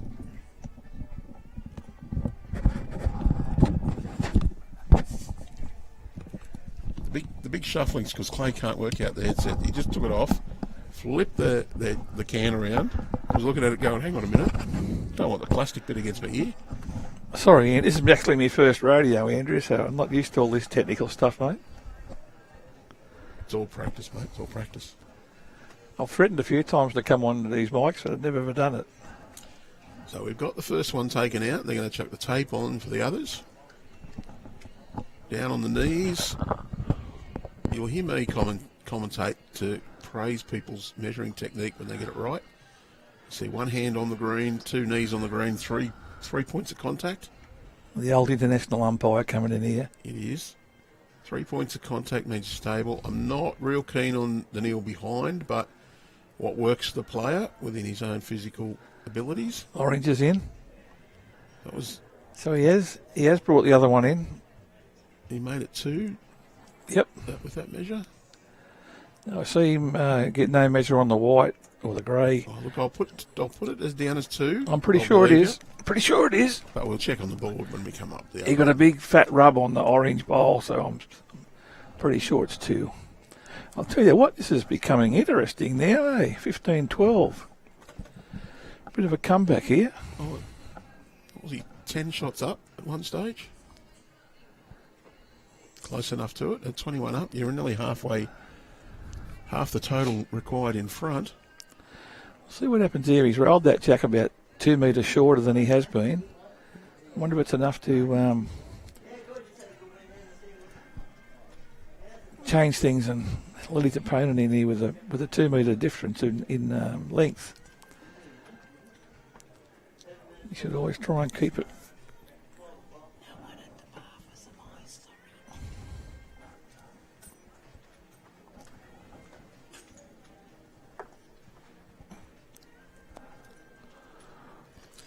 So if you have just joined us, we're coming to you live from East Maitland Bowling Club for the 2024 National Bowling Arm Championships. We've got the Queensland WA Clash feature at the moment. That's Gary Giblett from Bunbury, who's just drawn an absolute great bowl with a front hopper. He's up against Martin Kyne from Broadbeach. Martin well behind early on. Gary had got the jump. But it's now back to within a 3-shot difference in this 21 shots up singles clash. My name's Andrew Lynn. I'm one of the staff at Bowls New South Wales, and I'm joined by Clay Parker, who knows a little bit about using a bowling arm, and a member of our state selection committee and also a local in this area. In fact, used to be on the staff here at East Maitland Bowling Club, and just down the road at the Terrace as well. Yeah, worked at the Terrace back in 2008, 9, 10. But recently retired. I've been retired now for a couple of months. But worked on and off here at East Maitland for the last 15 years. Well, you're actually the bowls coordinator at Raymond Terrace when we first played the rookies as a Bowls New South Wales state event. Yep, run that one. Remember that? Yep. We played a lot of the national and world disabled championships at Terrace in them days as well. He just missed that. He's been a bit stiff on those. Yeah, a bit cheeky there. He's given him too much room to draw another one. I'd be getting me third bowl close. 2 bowls narrower, gets that grey one flush, pushes it out and just runs onto the jack. It was perfect. But Gary has said, well, hit them both now and play fair. Geez, I'll be going at that. I think that's... You've got to hit if you go, because you make an easy draw for 3, but you can draw within a foot and still be 2 down, so... Haven't seen too many guys drive flat out with a bowling arm like it. I practiced it for a long, long time. It's very hard to bowl really quick with a bowling arm, but it can be done. You can hit them as hard as the ordinary bowlers. Then again, how fast do you need to drive? About as fast as this. This is good. Gets it onto the jack. Yep. It'll go... Well, it's not out of bounds, a few, but I think that's going to be out. Dead. Replay the end. I thought they might have had a respot rule here with time constraints to get all these games done in one day, but it's replay the end. Then again, we're playing 21 up singles and 15 ends, and then 15 ends pairs. I think it's 17 in the triples. Yeah, I think it is, Andrew, yeah. So it's relatively short games. Singles normally finish first, believe it or not. But if you get a game that goes 19 all, 20 all, they can be the last one to finish, but most of the time, the singles matches finish before the other games. I was actually very grateful to go back to 25 for the singles games, because I had a number that went 31-30, 31-29, and we're up around the 50 end mark. Yep. Which, even for a finely tuned athlete like myself, can be a bit draining. Yeah, like myself too. We form a good front row, Andrew. You and I just need a good hooker in the middle. Now, one thing I tried to get changed years ago when I was on the New South Wales committee, I had 10 years on the New South Wales bowling arm committee, was to change the pairs to 3-bowl pairs. Like, you got people with knee problems, ankle problems, hip problems, back problems, playing 2-2-2-2-2 all day. I can't see the sense of it, but everyone voted against it, and still traditional 2-2-2-2-2 pairs, which I just can't see the sense of it. When people have got problems with their body, it'd be much easier just crossing over 3 bowls. But that's what the committee's voted for. That's what they got. I won't weigh in on whether this one should be or shouldn't. I'm a fan of 3-bowl pairs for tournaments, where you're playing 3 or 4 games a day, or 3 or 4 games a day. But for my pairs championships, I'd rather play 2-2-2-2, and even for my one-off social games, I'd rather play 2-2-2. Yeah, well, I'm playing lead and third, second and skip. That's my favourite game, 2-2-2-2-2. But in these games here, what I'm saying, most people have problems with their body. mainly knees and backs. I can't see why they need to walk so far in a day.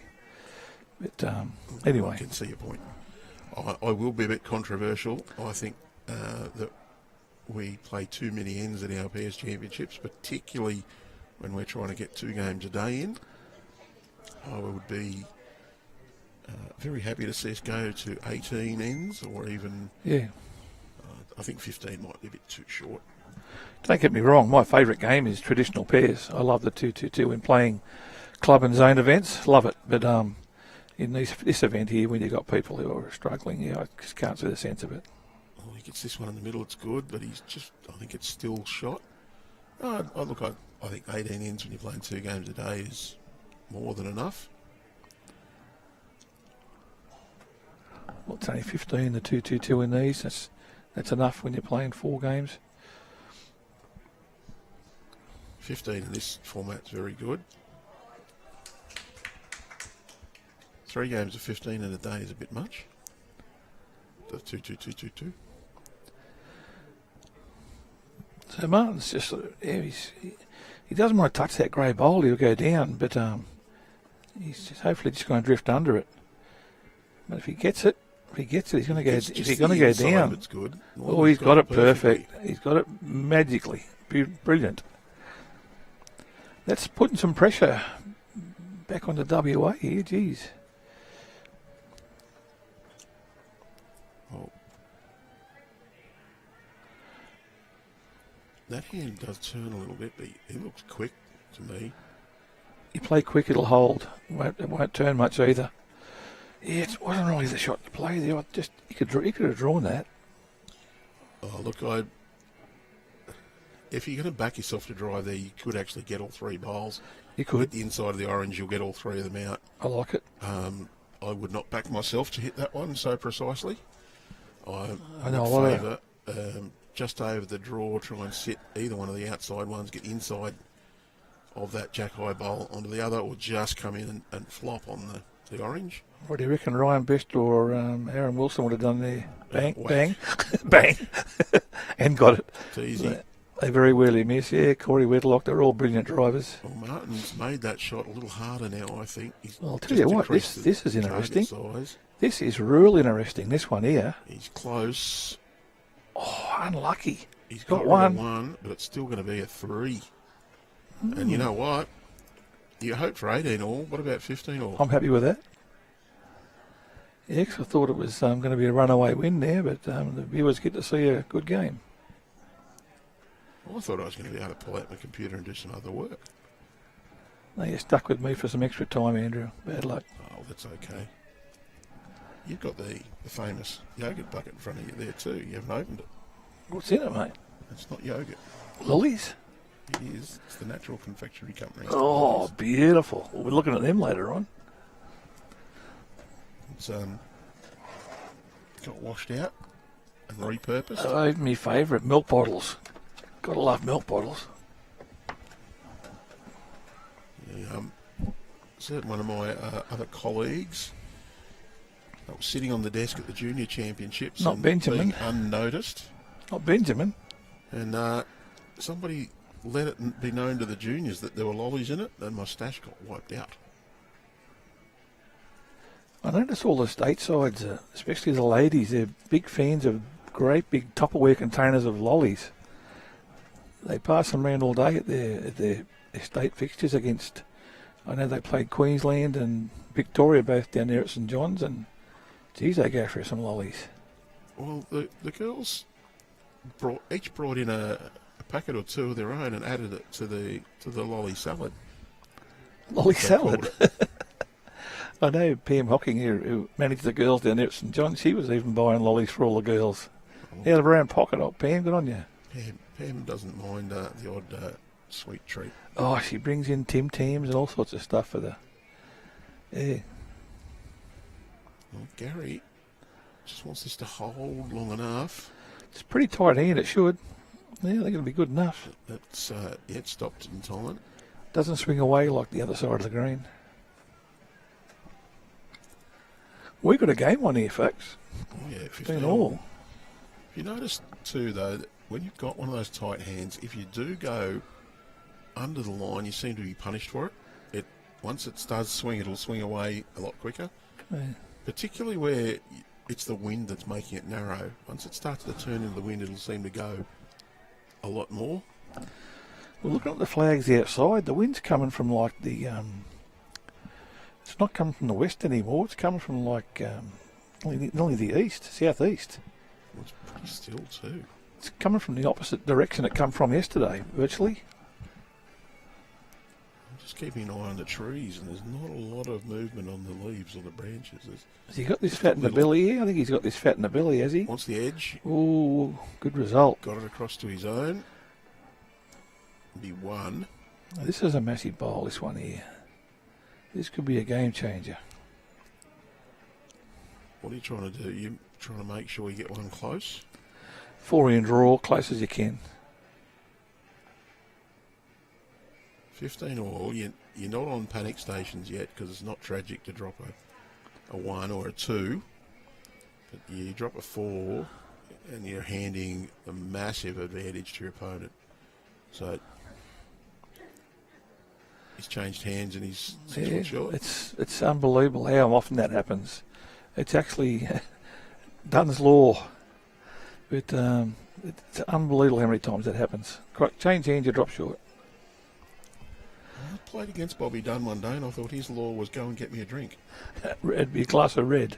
I think it was whatever came out was handy. He's got another toucher. He's a red wine drinker. Well, I think he might have enjoyed a couple of scotches that day as well. He does. Yes, sorry, he does. He loved his scotch as well. Yep. I just got a message over the call. It was quite a few years ago, this one. It's one of the very few President's Days I got dragged into. So I got a phone call on the Saturday night from the then Senior Vice President of the old Royal, as it was then. What are you doing tomorrow? Got a visitor. She can come with us. He'd got the message wrong and had to have a team of 4, not 2 people. So got dragged to a President's Day and played against Bobby. It was a very fun day. Yeah, they normally are. A bit of amber liquid floating around somewhere. We made Harry Jardine play all 8 bowls on an end. And remarkably, the score was 12 all. Or 8 all after 16 ends, whatever it was. One an end. Oh, The score. Good effort. Good home too. He's going to lie one here, and Which hand are you going to play, Chloe? probably the backhand. Well, probably whatever hand I played last coming this way. Look, he's drawn that shot on the backhand. I'd be tempted to play backhand here. You've got your opponent's bowl just past Jack High on that side. If you're not going to hit it in. You get inside it, you're going to count. The other hand, it is swinging a bit. I'd be worried about getting a touch. Trailer Jack. Yeah. Look, he could get the outside of this bowl and be very unlucky and roll it over a couple of times square at 90 degrees, but... You're way too... Well, he is way too wide. He's wide. You just cannot give that hand away. It's diabolical, that one. It's just... Can't give it away. It'll be a 1 to WA. He'd probably be glad he got that shot. He's been on 15 for quite some time, hasn't he? Okay, do we see a change of length here? I don't think he will. I think they're happy just to... He brought it up, I don't know, maybe 3 metres. It's not a lot different from where they have been, It's though. a bit silly leaving that mat there. He's going to roll the jack on the mat. Not that much difference, really, is it? They're both just happy to play this exact same length. It's... Yep. Rinse and repeat. That mat's... Yeah, he's up 2 metres. Up 2 metres and a metre short. It's very similar again. I don't think I've seen a game where both players played the same length the whole way through. suppose, content to stick with this.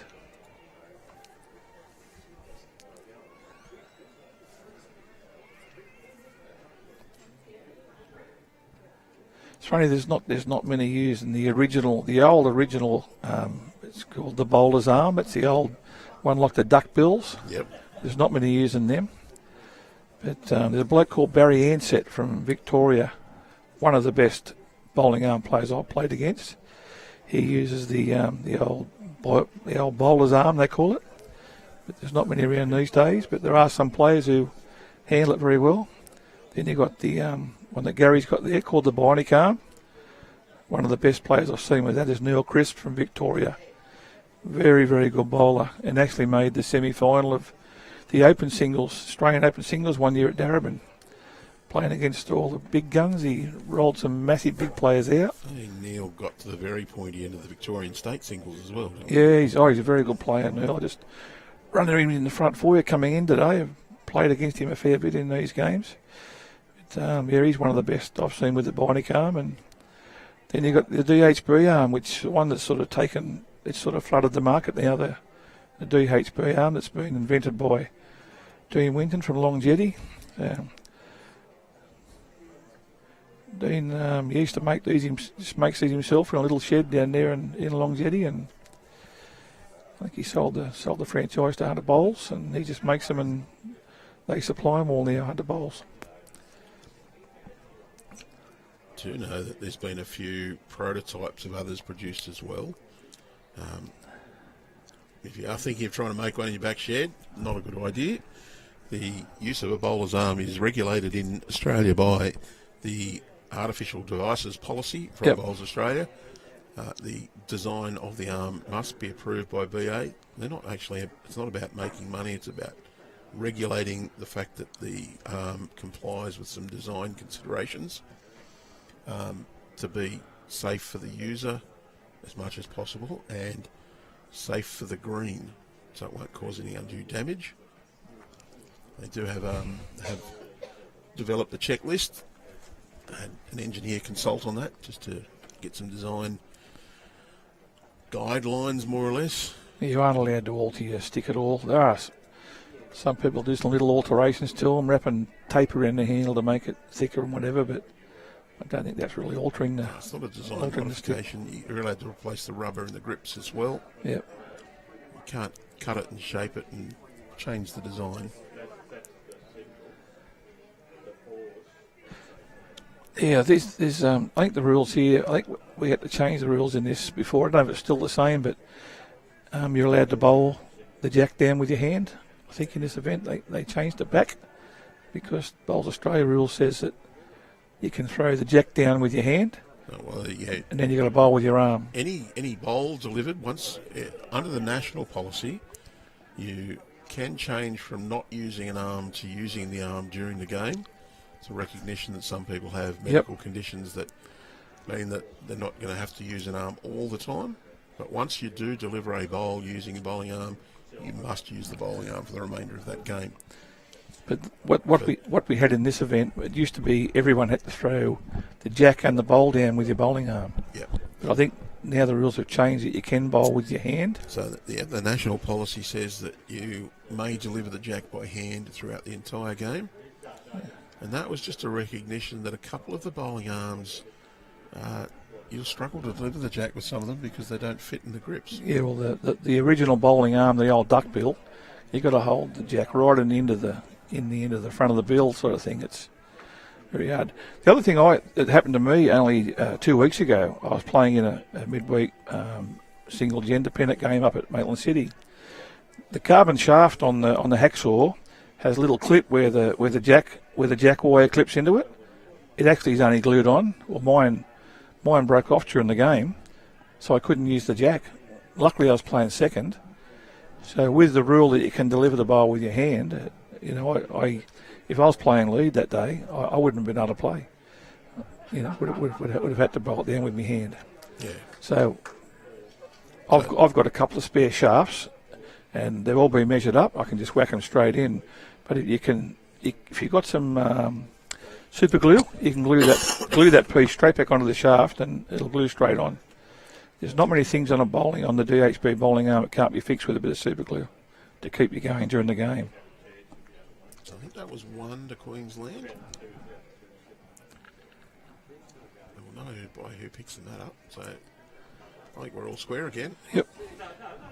So 16. you're not allowed to change your arm during a game unless there is a failure. Yes, broken. So if it breaks and becomes inoperable, then you are allowed to change your bowling arm. I've changed probably on 3 occasions in 10 years. I've actually changed my shaft that's split. They tend to, sometimes if you're driving really hard with them, it can tend to split where the carbon shaft slips into a pin at either end. It can split around there. But a bit of lacquer tape can fix that up too during the game. But I've changed a couple in my time.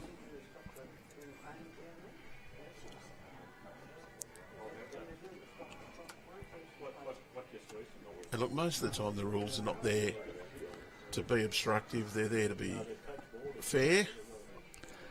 So here's a big change, Andrew. It's Shorter. Yep, first one to do it. He's got the mat up 2 metres and only about 2 or 3 metres past the front of the line. So here we go, having a change. I don't think it's not a dramatic change though. It's It'd be 5 metres.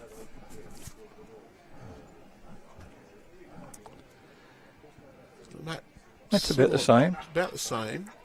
That jack's probably 2 metres or so shorter than it has been. In the range, anyway.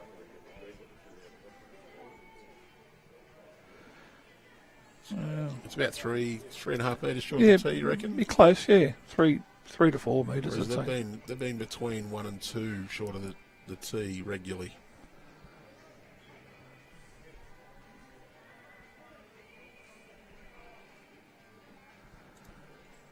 Well, it's just enough to make him bowl his first bowl about 1.5 metres over anyway.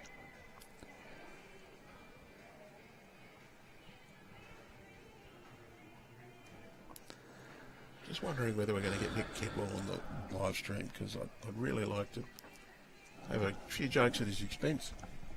Then I don't need him on the live stream to that. Yeah, well, I got the live stream twice last year at Tassie and I handed it over to Mick. I didn't want it. He took it twice. For those who don't know, Mick, if you picture a garden gnome with a bowling arm, that's probably just about it. Yeah. He's a character. One of our characters on the green. He also does play with the disabled sides. Like he won the New South Wales Disabled Bowler of the Year about 2 or 3 years ago. Yeah, may well have done. He played in the Disability State Championships. So the correct term now is the All Abilities. All Abilities, yeah, not disabilities, yeah. Was the Multi-Disability Championships, now terminology a little bit different, All Abilities. The first time it's been conducted as part of the Bowls New South Wales State Championships, and with our oversight, probably the best word, we took on running it at Dubbo. Fantastic support from Dubbo City and its members. Singles won by Aaron Kelly of West Tamworth, he's now joined South. He's a good player. Beat James Reynolds. And another good player. Jimmy and Mick Vassallo ended up winning the pairs. And all on again. Entries now open. So if you're a New South Wales bowler with the disability classification, you can enter. So the shot he's playing here, Andrew, he's going to play up under his orange bowls and get the grey, but if he gets wide, he runs his own bowls in. Do the stun and run or the roll in. And he's just unlucky there. Best shot was to be under the oranges and sit the wide out for 4. Just a bit wide, really, but there was a chance of getting a shot with these other 2 bowls as well. Oh, what a result would have been if he'd got that grey swirly bowl, clean as, delay 4 shots. He'd be looking at being all but. With 1 bowl to come, Gary would have been under a lot of pressure.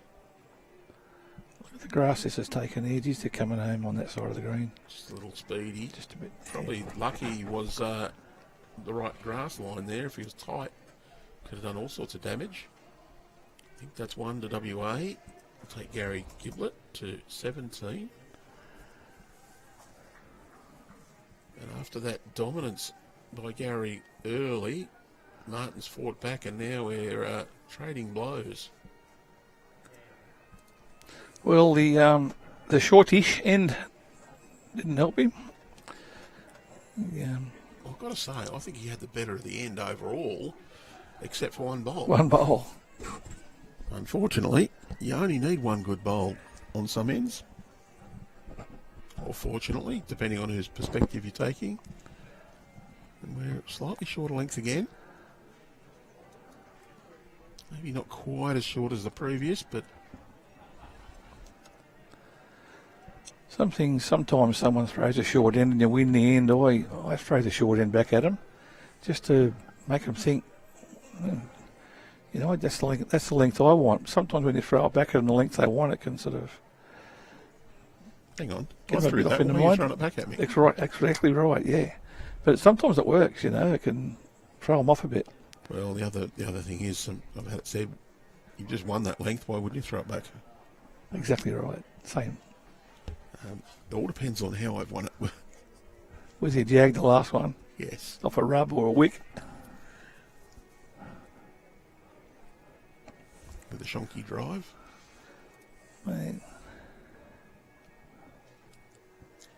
One of the problems too, that if you're settled in on a length, sometimes your opponent then develops their rhythm by that length coming back all the time as well. It's a fine act between getting little variations to try and keep your opponent out of rhythm. Yep. One of the best tricks I learnt with singles is off a chap called Sam Clough. You'd know very well. Sam helped me a lot when I first started playing, and playing with the mat up and jack on the tee, downwind, and then come ditch to ditch back into the wind. One of the hardest things to do in singles. If you can master it, you will win a lot of games. Yes. So give yourself about 6 foot, 2 metres short of the minimum length, and then throw the jack on the tee.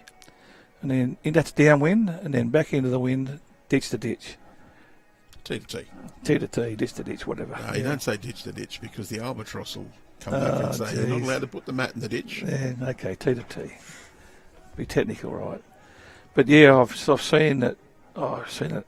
Someone that gets settled into their game and they're really good on a 3/4 length or whatever, it really unsettles their game. And look, if you're playing a good bowler, the length probably is not going to matter in the long run as much. But if you're playing against a bit of a weekend hacker, trundler, 3/4 is probably not what you don't want to throw. Yeah, that's right. That's what they're good at. You see a lot of people go out and roll up, and they'll put the mat at or about the tee, and then the jack will be halfway along the chalk line. Oh, this is interesting. He's got it. Ooh. Bang in the middle.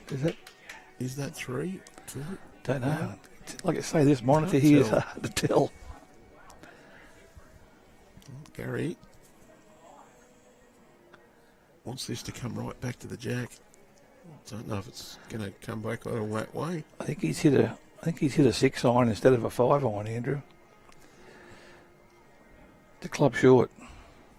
Well, I think I'd be asking what the position is here if I'm bowling, unless I knew. Well, touch the jack 4. Just touch it. That's all he's got to do. Oh, we've got the flick again. He seems to bowl well with that little flick in his. It's just holding. He's got too much speed. Oh dear. You don't want to knock that in. Oh dear. Oh dear. Well, Had to be under that. I think I'd have been. Well, he's indicating the front bowl there's shot. So Wow. I'm not surprised. Not much in it. The bowls on the centre line tend to look closer because of the parallax. Geez, that's deceiving from here. I ought to get that orange bowl out in the left there, shot for sure. So the one he knocked up didn't count. No. They got 17 all down there on the board.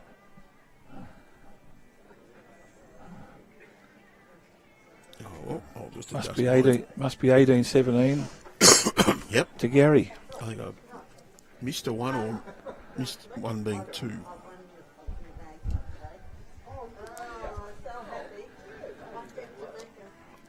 Are they going to be all singles on here, Andrew, or pairs? Is any other disciplines coming onto the live feed? So it's pairs this afternoon. Yep. Don't know if we end up with a triples game at all throughout. I think it's all singles and pairs, but So who's the server? Victoria and somebody else? good question. I don't really know. I think the Vics are on the carpet, the servo, one of them was saying to me.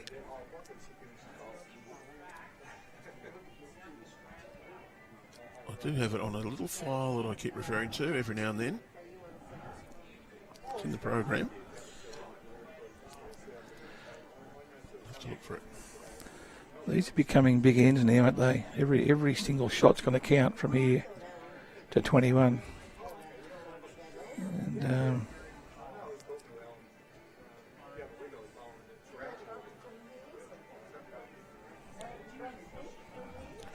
So this afternoon, we have the schedule.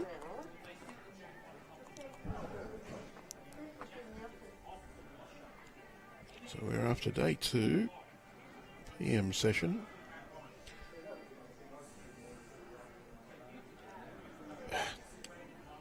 My phone likes to rotate itself all the time.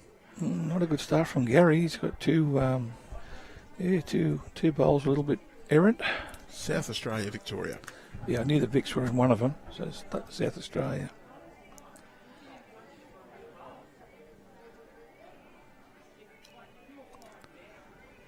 He needs a close bowl here. He's got to cement this end with this bowl. Yeah, this could be a big bowl. This one here. Right down to the jack. Yeah. Now, Clay, when you get to 17 in a 21 up game, or 21 in a 25, or the old 27 in a 31, are you thinking, I'm only 4 shots off, I can win at this end? No, I Win find the end. that is the dangerous thought to have in your head. I'm just thinking, get one. If you're planning to make 4, you're going to fail a lot of times. Yes. How many times have a 4 happened in this game so far, Andrew? None yet. Yeah, right. So don't plan to make 4s. The only time I ever think I can win at this end is when I'm 1 off. What I usually approach the end is I've got to get the shot with this bowl and then look at it once I get to the last bowl to say, well, is there a chance for me to play a bowl here that's sensible to make a 2 or a 3 or a 4? If there's a chance to make the 4 and it's a sensible shot, then, yep, by all means, attack. Yep. But See, if you can make a 4 but risk dropping a 4 by doing it, I usually go, well, just remember the advice my father told me about cricket, but he always said a live dog barks a lot louder than a dead lion roars. it probably does too. See then Martin just fell for the old Dunn's lure again. Backhand drew a touch, switched to the forehand, dropped 1 6-foot short. It's unbelievable how many times it happens. I think He left the backhand wide open for Gary to come and draw a close one. If he was thinking, I know what he was thinking, crack an egg on the orange and I go down, but you can't think like that. the last bowl he played there, I'm pretty happy with that one. I'm just going to stay away from it. Yeah. So it'd be 1 to the Queenslanders, and guess what? You got your 18-all game. Yeah, I called that ages ago. I knew it was going to happen. All over it. Yeah, I said I wanted 18 all and 19 all, and yeah, got me wish. The only score you won't get is 21-all.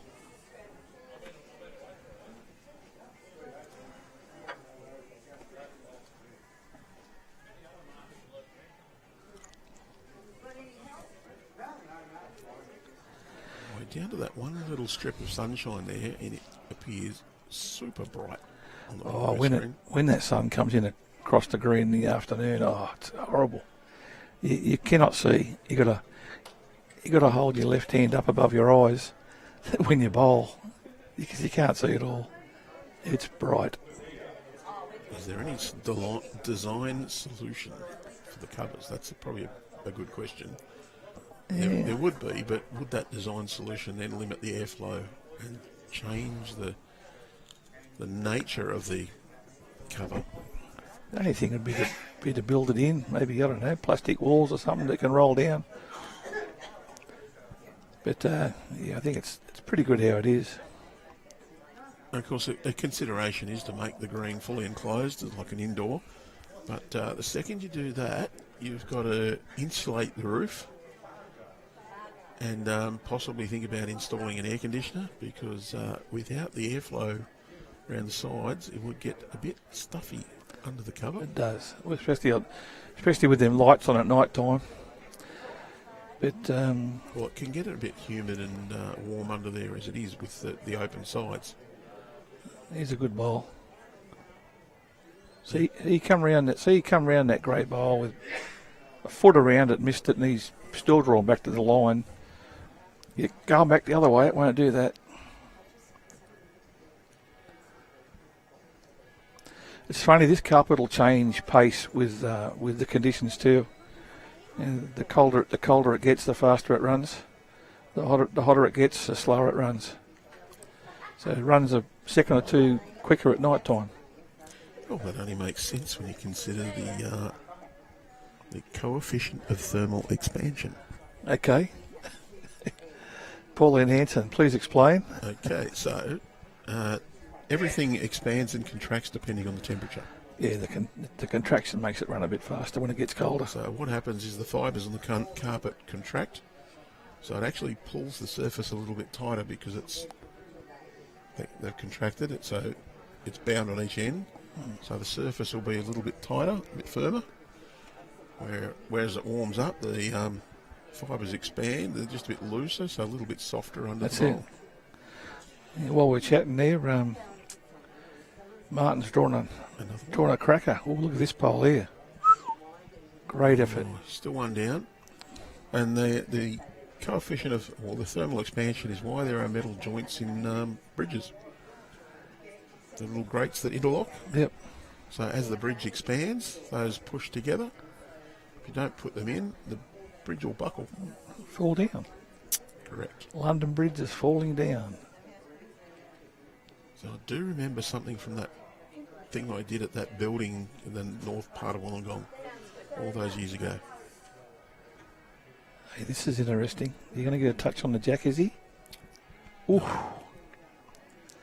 Well, it would depend on how he got it there. If it bounced out or... So Gary's going to have a look. Geez, I'd be playing the backhand with a yard of weight, trying to push that ground to the orange or the jack. He doesn't want a bit of jack on the forehand and push that through the hole for 4 down. Well, the worst result you could have on the forehand's to get the inside bit of the jack straight down the line, bounces off the orange bowl back to the right, yes, and your own jags on the shortest orange bowl. Game, set, match. That's goodbye. I think he'll play the backhand with a yard of weight. And if he gets the grey... Now, what's the danger? The danger is you take your own bowl out to make 3 down. Geez, it'd be unlucky not to... But if you're playing good weight, yes, that's mitigated. Forehand, lots of problems if you get that jack roll. And even if you go really quick on the forehand, you still got he's playing the shot that I said. Just roll your own up to the jack. jack. Weight in the backhand. Not going to come back quickly enough, is it? Or is it? Is it? Tell you what, close. What a call. And played it. Brilliant. Execution. Well, he's got a little shake from his mate, his opponent. Good bowl. Good sportsmanship that, eh? Acknowledging a good shot from your opponent. You're not thinking that inside your mind, but yeah. You're thinking, you mongrel. That's exactly right. If Jake Lawton was commentating, he'd have to get the beeper going. A little bit more colourful on that. Yeah. Watch that one coming in again. Look at this. This is perfect, eh? played it just well. And he played it so if he did his bowl, it wasn't going to come out of the head. It was just always going to stay in there. He had to get the combination of grass and weight right, and he's got it exactly right to roll his own, the perfect amount. Remember I made a comment earlier on, you said maybe is it just a draw and drive green, but it's not. You can pretty well play any weight on this green. It's as long as you know that backhand is so tight, come back the club, you can play a variety of shots on this carpet. It's one of the best around.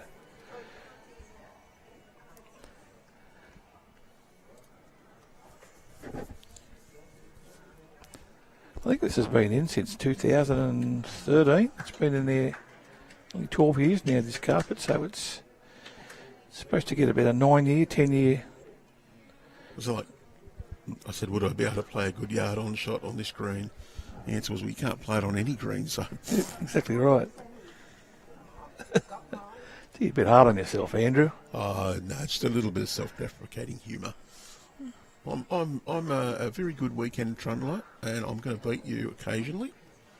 And other days I'm going to come out and not know what I'm doing. Get a cheating stick, mate. You'll be right. Nah, I'm happy playing with my old bowls on my... Unfortunately, I can't. So I'm a stick man till the day I die, I'd say, unless I get my knees done. I don't even know if I'd go back to playing normally if I could. Look, I'm a handy bowler between the 2s and the 4s.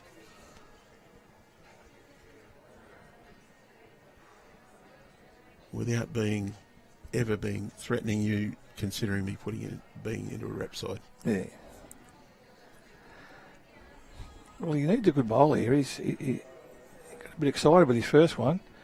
He needs a good bowler here. Something in the head. Oh, do you reckon that might have been just a bit of disappointment carried over from the previous end? Could have been.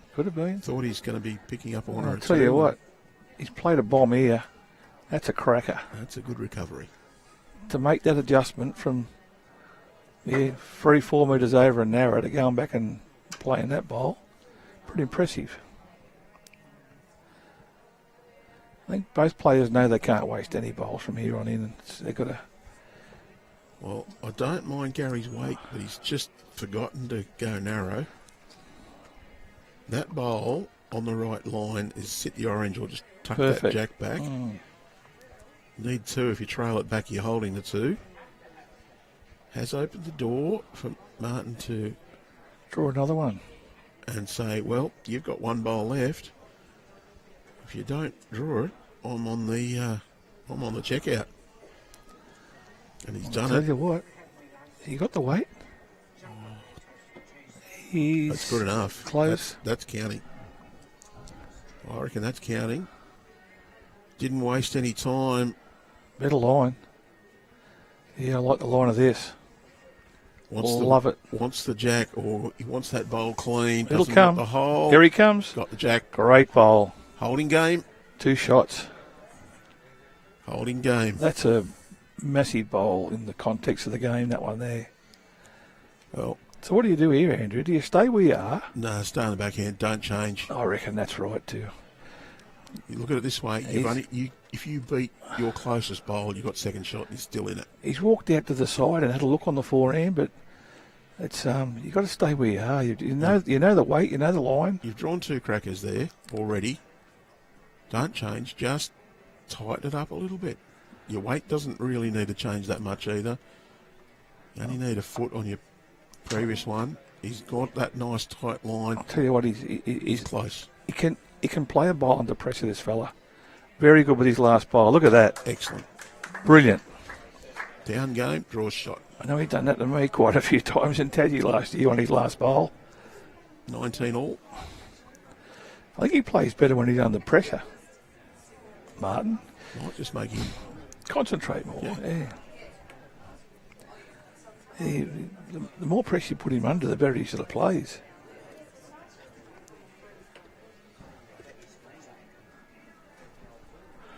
I got my other wish, 19 all, 18 all, 19 all. Can we get 20 all? That'd be good. 20 all in an umpire's measure. Well, you asked for a dramatic change of length as well. Yeah, what is he? 2 metres past the front of the line. It's A bit shorter. so he's up 2 metres and past about 3. Probably only about 22, 23 metres.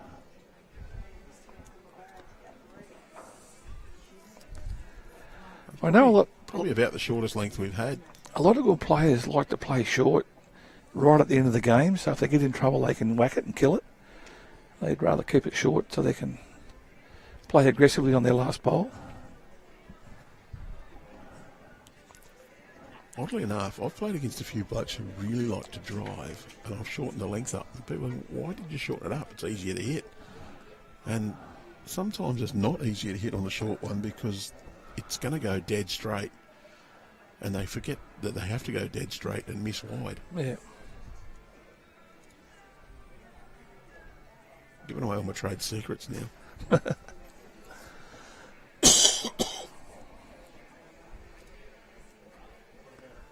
A bit of a nervous start from both. Well, neither of them have liked this length, but look at it. It's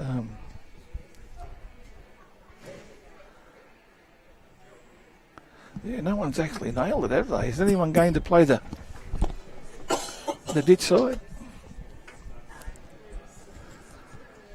Well, Or is he? the ditch side just swings a bit more, doesn't it? Yeah, swings a lot. This one's the shot. Yep. Well, you know, you can't leave somebody 6 feet to draw a shot at this level. You've got to get on it. I think this is the critical bowl. It is, and he's changed hands. Ooh. Must nail it this one. Because he doesn't want to go to play his last bowl knowing that he's down game. I'll tell you what, he's put on a good line. That's where they come from. He has his speed.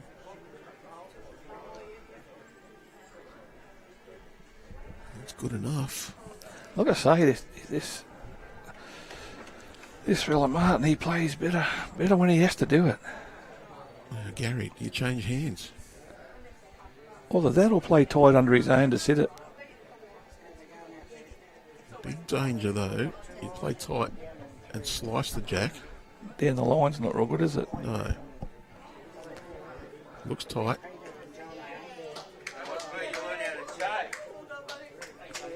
Well, he's got 2 seconds. Yeah, but nothing behind either. Now, what does Martin do? Draw a shot. Just draw a shot. You need 2 to win. Back resting toucher would be good.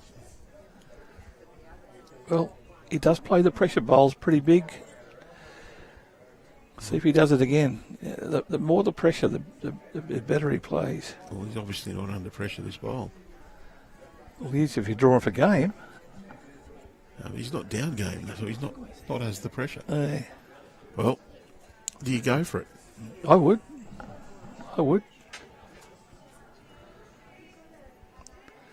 He's Just trying to draw. He might be just happy just to go and not drop the end with a Well, he draws a toucher. He's got game. onto the orange and fall in. Yes, he has. Has he made 2? Oh, he has. That's rolled out around the bowl. It looks like it could be second shot. You can normally tell by their reaction when they look up like that. I think I've got it. That's a confident look. That bowl actually rolled around the other bowl. 2, that's game. He's confident.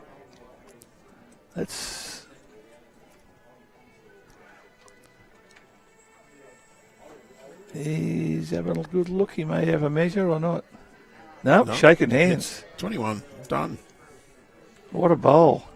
What a fight back. Well, Clay, thanks for joining us. And Yeah, no we'll worries, watch Andrew. that last bowl again because it's worthy of seeing. Look, So we've finished round 3 So of he's- the 24 National Bowling So Arm he's- Championships. he set the bowl, stayed for shot, and they're just there. It just rolls enough to get the grey in. Had a second roll, which didn't look like rolling 2 rolls, but it did. Well, we'll be back in an hour or so. I think it's 1 o'clock. They're due to start the next round. Do I get a break? Do I? Oh, great. Yep. Might be able to afford a glass of water on my budget for you as well. Thank you. But thanks for joining us. We look forward to your company again through Bowls New South Wales, Facebook and YouTube channels. I hope you've enjoyed it, and we hope to bring you more in just an hour or so when we'll bring you the next round from the National Bowling Arm Championships here at East Maitland. But for now, it's good morning.